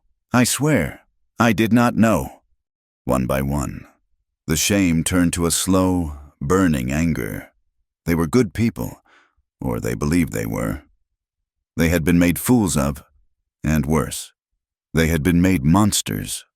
They followed Nora to her office, a line forming out the door, each ready to put their name to the truth. John Henderson, his face grim. clapped 2 men on the shoulder.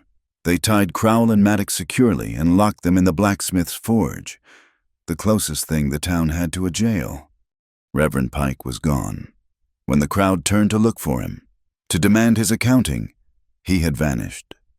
He had slipped away. His authority turned to ash. By the time the sun began to set, staining the ruined street a deep, bloody red, Nora had dispatched a rider, the fastest in town, to Helena. He carried the ledger, a dozen sworn affidavits, and her own precise, blistering legal summary. He was to find the United States Marshal. Elias and Ayanna rode home in the twilight. The children, beyond exhausted, slept in the saddle, Ruby against Ayanna's chest, Rye slumped over his father's arm. The ranch, when they arrived, was quiet, still, and untouched. The wind had passed. The war was over. They put the children to bed, their small bodies limp with sleep. Ruby, half conscious, murmured, "Angel cook safe." The cabin was silent. Elias built up the fire, the familiar scrape of wood on stone a comfort. Ayanna washed her face and hands in the basin, the water turning gray with soot and grime. They sat on the porch, not close, but sharing the same small space. The night was vast and cool, the stars bright in the clean-swept sky. Elias broke the silence, his voice rough. "Today, in the street, when you walked toward him, toward the gun, I thought my heart would stop." Ayanna looked at her hands, resting in her lap. "He had your son. There was no choice." "There is always a choice," Elias said. "You chose. You did what I could not. I was frozen." He looked away, toward the dark hills. "For 2 years, I have been frozen.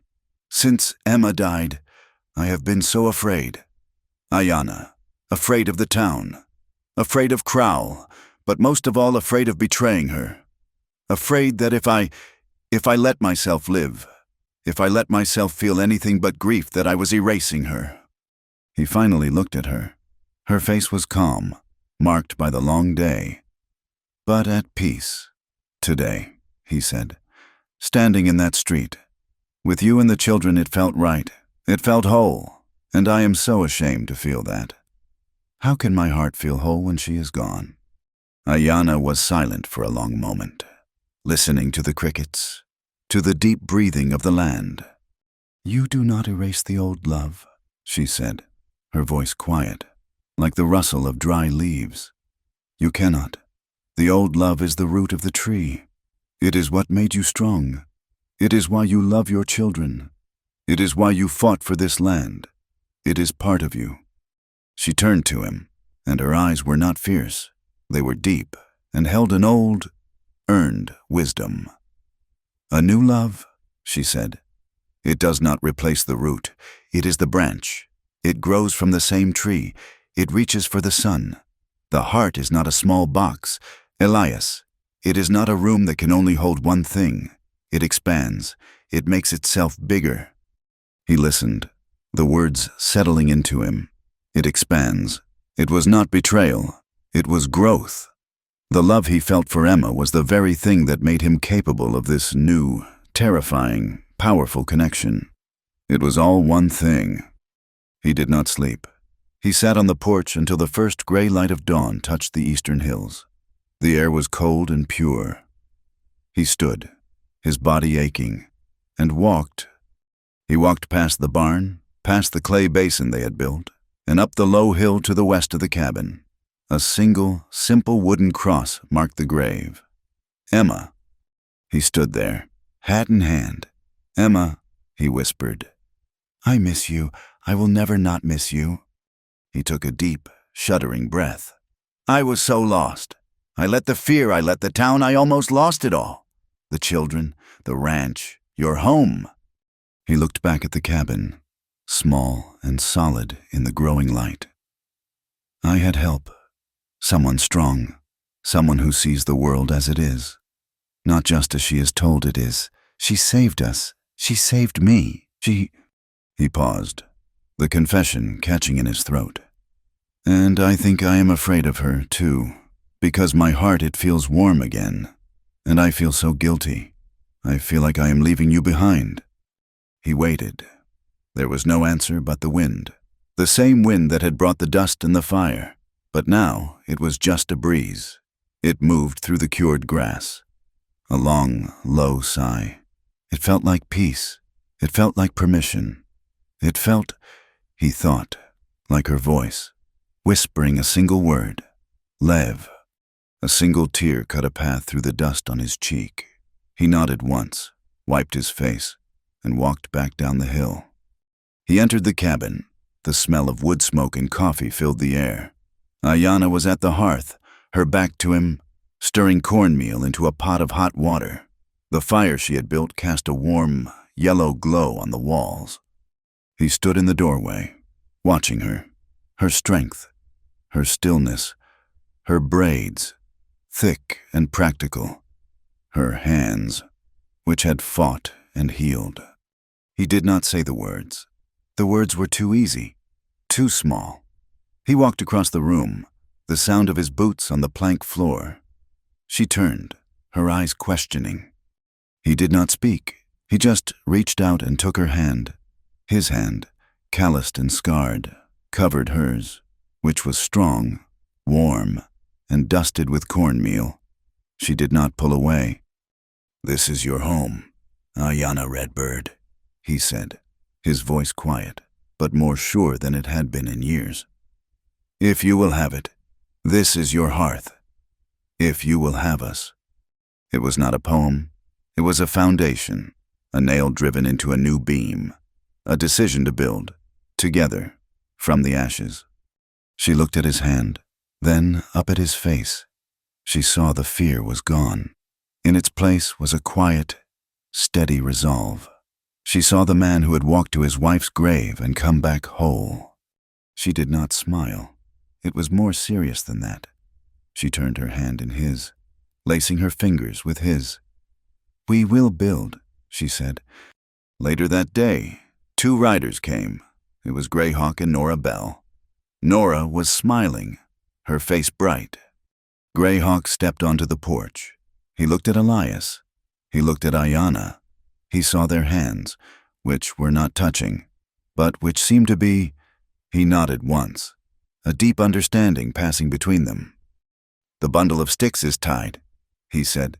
He took out a braid of sweetgrass, the same kind Ayanna had used. He lit it, and a clean, sacred smoke rose into the air. He did not speak in English.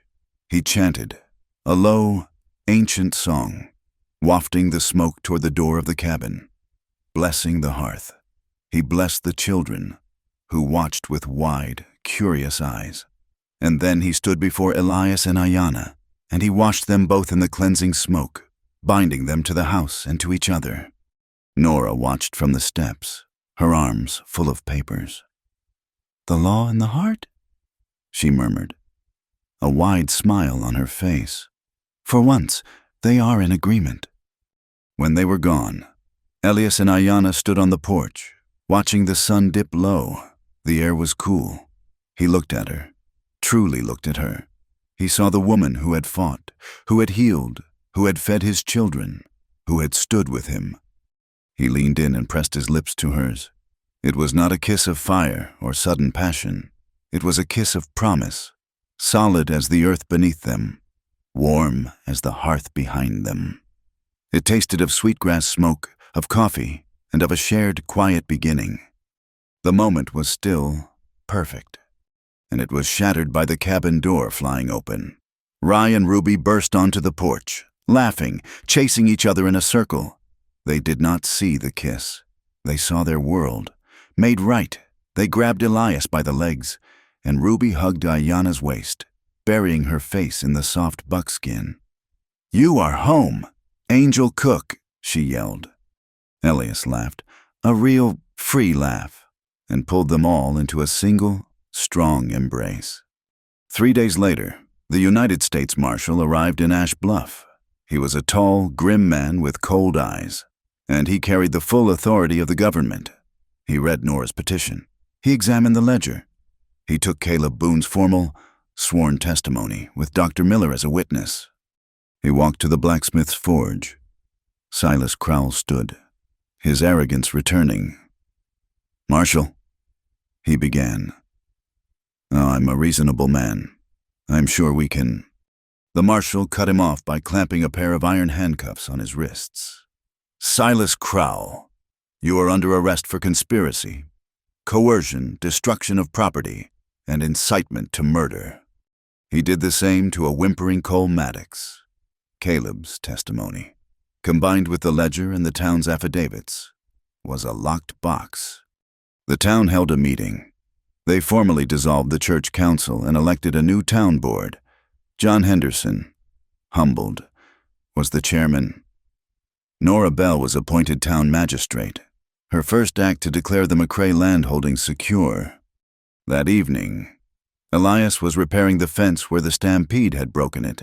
Ayanna was in the small garden patch, turning the dry soil, preparing it for the moisture she knew would come. He heard it first, a sound from the sky, thin, high, and familiar. They both looked up.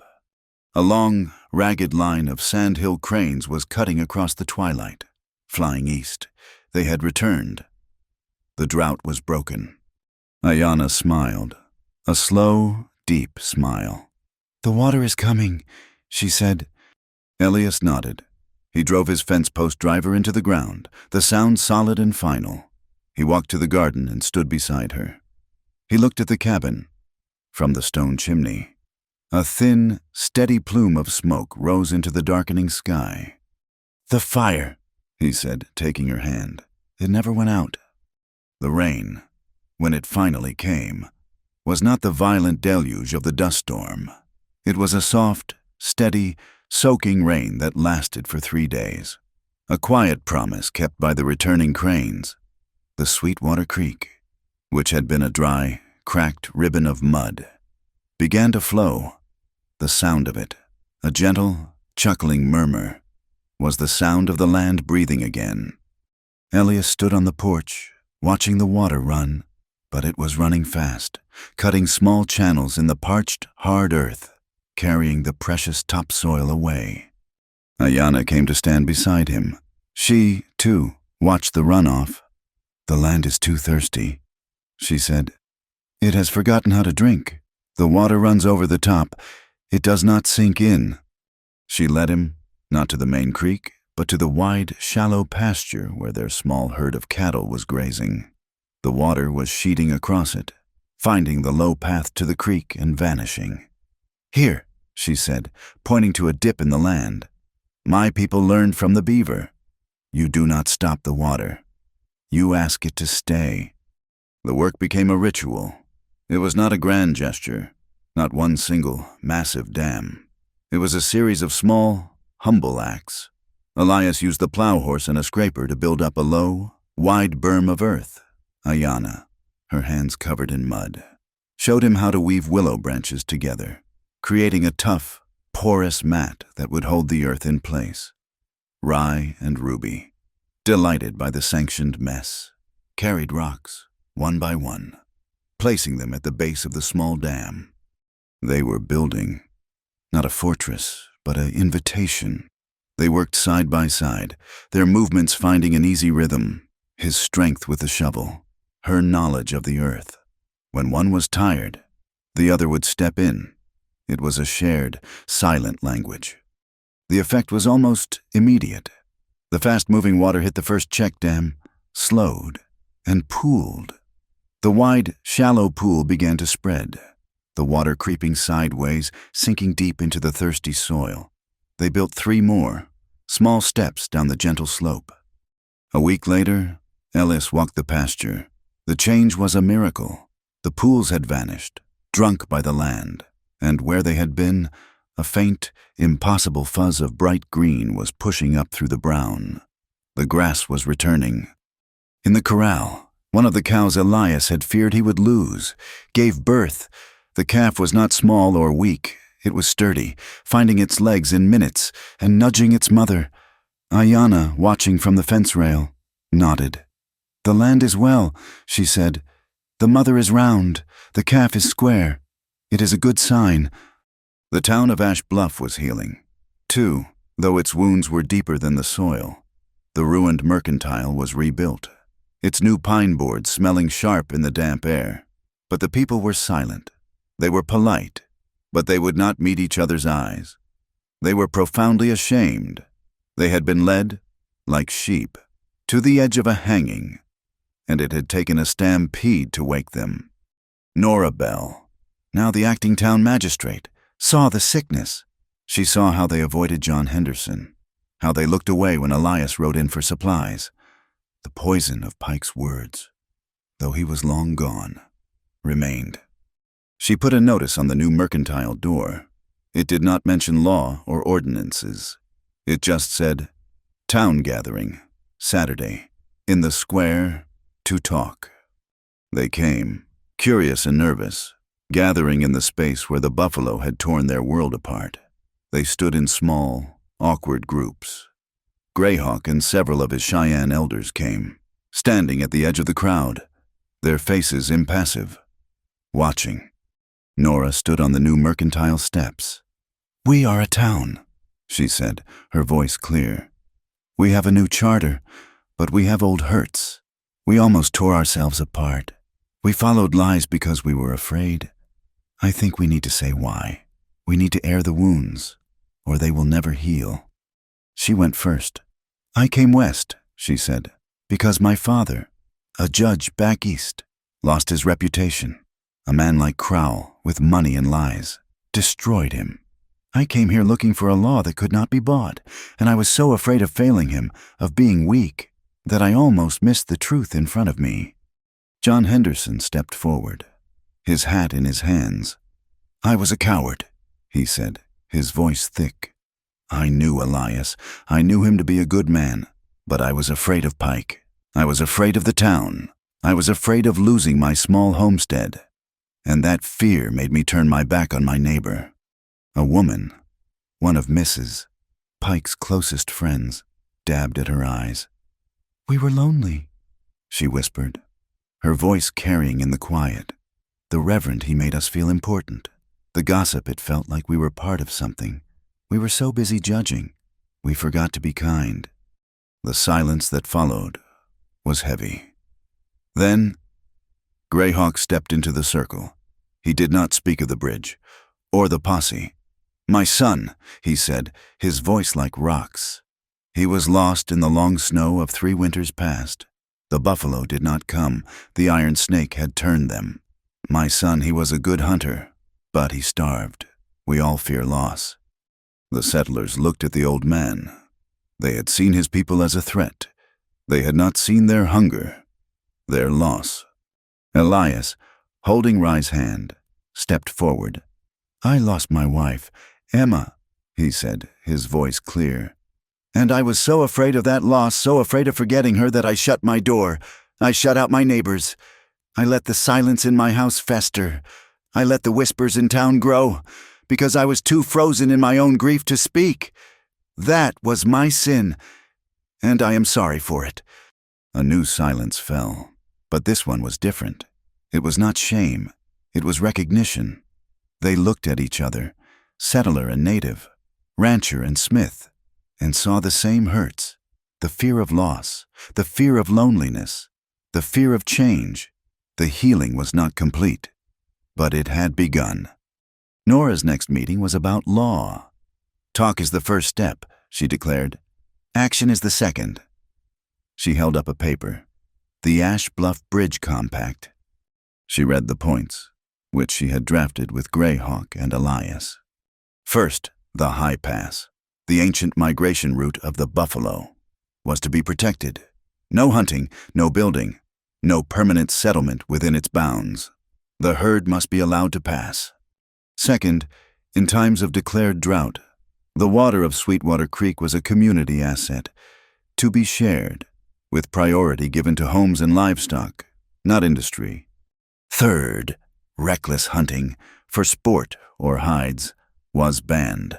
Hunting was for food. The town, which had almost been destroyed by greed, voted. It passed without a single dissenting voice. Caleb Boone's shoulder healed, but it was stiff. He would never be a gunman again, or a top hand on a cattle drive.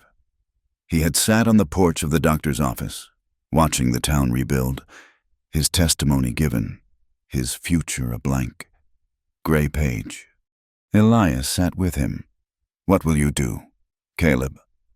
"I do not know," Caleb said, staring at his good hand. I am no good for anything." "You were good when it mattered," Elias said quietly. "You saved Nora.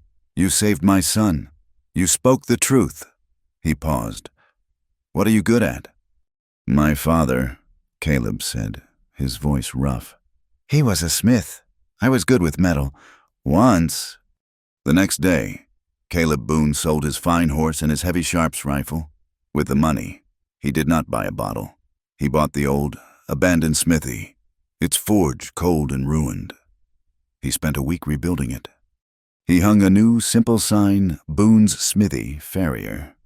His first customers were Elias, Ayanna, and the twins, leading the mare. Rye and Ruby watched, their eyes wide, as Caleb, awkward with his stiff arm, lit the forge. The fire roared to life. His good hand, they saw, was deft and skilled. He heated the iron, hammered it, shaped it. When he was done with the horse, he took 2 old, worn horseshoes. He heated them until they glowed cherry red. He worked them on the anvil, twisting and bending them, not into shoes, but into something else. He plunged them into the slack tub, and steam hissed. He dried them and handed one to Rye and one to Ruby. They were clever, intricate iron puzzles. "For you," he said gruffly, not meeting their eyes. Ruby, in a flash, threw her arms around his legs. "Thank you, Uncle Caleb." He froze, his whole body tensing. Then, slowly, his good hand came to rest on her tangled hair. He was their uncle, not by words, but by the work of his hands. At the ranch, life settled into a new shape. Elias spent an evening on the porch, a piece of cured pine in his lap. He was carving. Ayanna sat near him, mending a tear in Rye's trousers. He held up the board. He had carved in neat letters. "McCrae." He looked at it. "It is not right," he said. "It is not just my home anymore. It is our home." He held the board and his knife out to her. "Will you?" She took them. She had never carved letters. Her work was not as neat as his, but it was deep, strong. She carved her name, Redbird, right beside his. She drew a single, deep line connecting the two, McCrae Redbird Ranch. Together, they nailed it above the cabin door. Inside, the cabin felt larger. Her belongings and his had merged, and on the strongest hook over the hearth, where Elias had always kept his heaviest rifle, now hung the black iron pot, the one Ayanna had used to feed his children that first, terrible night. Elias touched it gently. "The heart," he said. "The fire is inside," Ayanna replied. The twins, free from the shadow of fear, blossomed. Ayanna took them on her walks, her angel cook title fading, replaced by something deeper. She showed them the world. "See this track," she knelt, pointing. "A fox. His claws do not show. He walks like a cat. He is proud." Rye, who had been loud and unruly, became quiet, watchful. His eyes learned to see. She showed them how to cut the reeds by the newly full creek, how to dry them, how to use a hot coal to burn the finger holes. They sat on the porch in the evenings, playing small, whistling tunes on the flutes they had made. One afternoon, Ruby was running from the barn, tripped on a stone, and fell, skinning her knee badly. She sat in the dust, her face screwed up, and let out a wail. Ayanna was there in a moment. She lifted the girl, carried her to the porch, and began to clean the wound with a wash of yarrow she kept for just such things. "It hurts," Ruby wept, tears cutting paths in the dust on her cheeks. "I know," Ayanna said, her touch firm but gentle. "You are strong, little bird. It will heal. Ruby looked up, her sobbing slowing. Yes, Mama. The word hung in the cabin, sudden and profound. Ayanna stopped, her hand frozen. Elias, who was mending a bridle by the door, went still. Ayanna looked at Elias over the top of Ruby's head. Her eyes were wide, full of a light he had never seen. He gave her a slow, sure smile. Ayanna swallowed. She pulled Ruby close, burying her face for a moment in the girl's tangled hair. Yes, she whispered. It will heal. The town rebuilt the bridge Maddox had blown, but they did not rebuild it with wood. Greyhawk's people came down from the canyon. They knew stone. The whole town joined. It was a community project. Caleb, his good arm strong, chiseled the blocks. Henderson and his sons hauled them. Elias and Ayanna, working side by side, set the stones in beds of mortar. It was a solid, stone arch bridge, a thing made to last. When they placed the final keystone, Nora Bell stood on it. This bridge, she announced to the town, was built by all of us. It will not be so easy to tear down with lies. As the first frost touched the high peaks and the aspen turned to gold, the town declared a new holiday, a harvest festival. They built a huge bonfire in the square. Tables groaned with food, apple pies and roasted chickens from the settlers, smoked venison, wild berries, and fry bread from the Cheyenne. A fiddler struck up a reel, and the townspeople, hesitant at first, began to dance. Then, from the edge of the firelight, a new sound, a deep, steady beat. Greyhawk and his people had brought their drums. The fiddle faltered. The music stopped. Ayanna walked to the fiddler. Elias walked to the drummer. She tapped a rhythm on her knee. A quick, skipping beat. The fiddler picked it up. The drummer listened, then matched it, a heartbeat beneath the melody. It was a new music, a sound none of them had ever heard. Elias turned to Ayanna and held out his hand. She took it. They stepped into the firelight and began to dance. John Henderson looked at his wife and pulled her onto the square. Soon, the space was full, a mix of settler boots and soft moccasins, spinning and laughing. They were not one people. They were two, but they were dancing, together, around the same fire. Nora Bell's office was no longer a small, cramped space smelling of new pine and desperation. It was the heart of Ash Bluff's new legal life. The lamp burned late, casting a pool of steady yellow light on her desk. She was not just writing a letter. She was finishing a final, detailed report to the territorial legislature in Helena. It was a document that was part affidavit, part legal treatise, and part story. She detailed the coercion by the railroad, the conspiracy to incite a riot, and the criminal acts of Cole Maddox. She included the signed testimony of Caleb Boone, who was healing, and the foreman, Harris, who was cooperating fully. But the most important part, the part she copied with her most careful, precise hand, was the Ash Bluff Bridge Compact. She wrote of how a town, ravaged by lies and greed, had found a way to heal itself. She explained the legal precedent of a community compact that bound both settlers and native peoples to a shared stewardship of the land. She quoted Greyhawk on the sacred right of the buffalo's migration. She quoted Elias McCrae on the priority of community water over industrial profit. She knew, sending more than a report. She was sending a blueprint. Ash Bluff would not be just a cautionary tale. It would be a precedent, a place where the law had been forged from the ground up, not imposed from the top down. She sealed the heavy packet with wax, a silent prayer that the men in Helena would have the wisdom to see what they had built. The seasons turned. The sharp, cold promise of winter gave way to the smell of the thaw, and then to a long, gentle spring. The grasses in the valley, watered by the check dams and fed by the ashes of the old year's fires, grew high and green. On the porch of the McCrae Redbird Ranch, life settled into a rhythm that was as steady as the flow of the creek. One warm afternoon, Ayanna sat in her chair, a pile of strong cordage in her lap. She was working the strands, her fingers moving in a blur of knots and loops, weaving a fishing net. The creek was full of trout again, and she intended to harvest them. Elias sat near her, his own hands fumbling with a length of cord. "I do not understand," he said, his brow furrowed in concentration. "My fingers, they can set a splint or fix a wheel. But this?" He held up a tangled knot. Ayanna paused.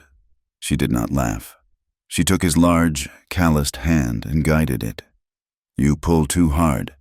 You fight the string. A knot is not a cage. Elias, it is a partnership. You must let the string breathe. Like this."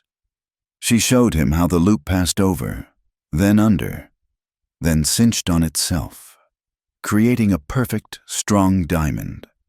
He tried again. It was still clumsy, but it held. "I suppose I am a slow learner." "You learn," she said. "That is enough." He watched her hands, the easy, ancient skill they held. "You," he said, his voice quiet, "are a wonder. Ayanna McCrae." She looked up, the name still new, still settling. She gave him a small, soft smile. The cabin door opened, and Elias turned. "Ah, they are ready." He went inside and came back out, a plate in his hand.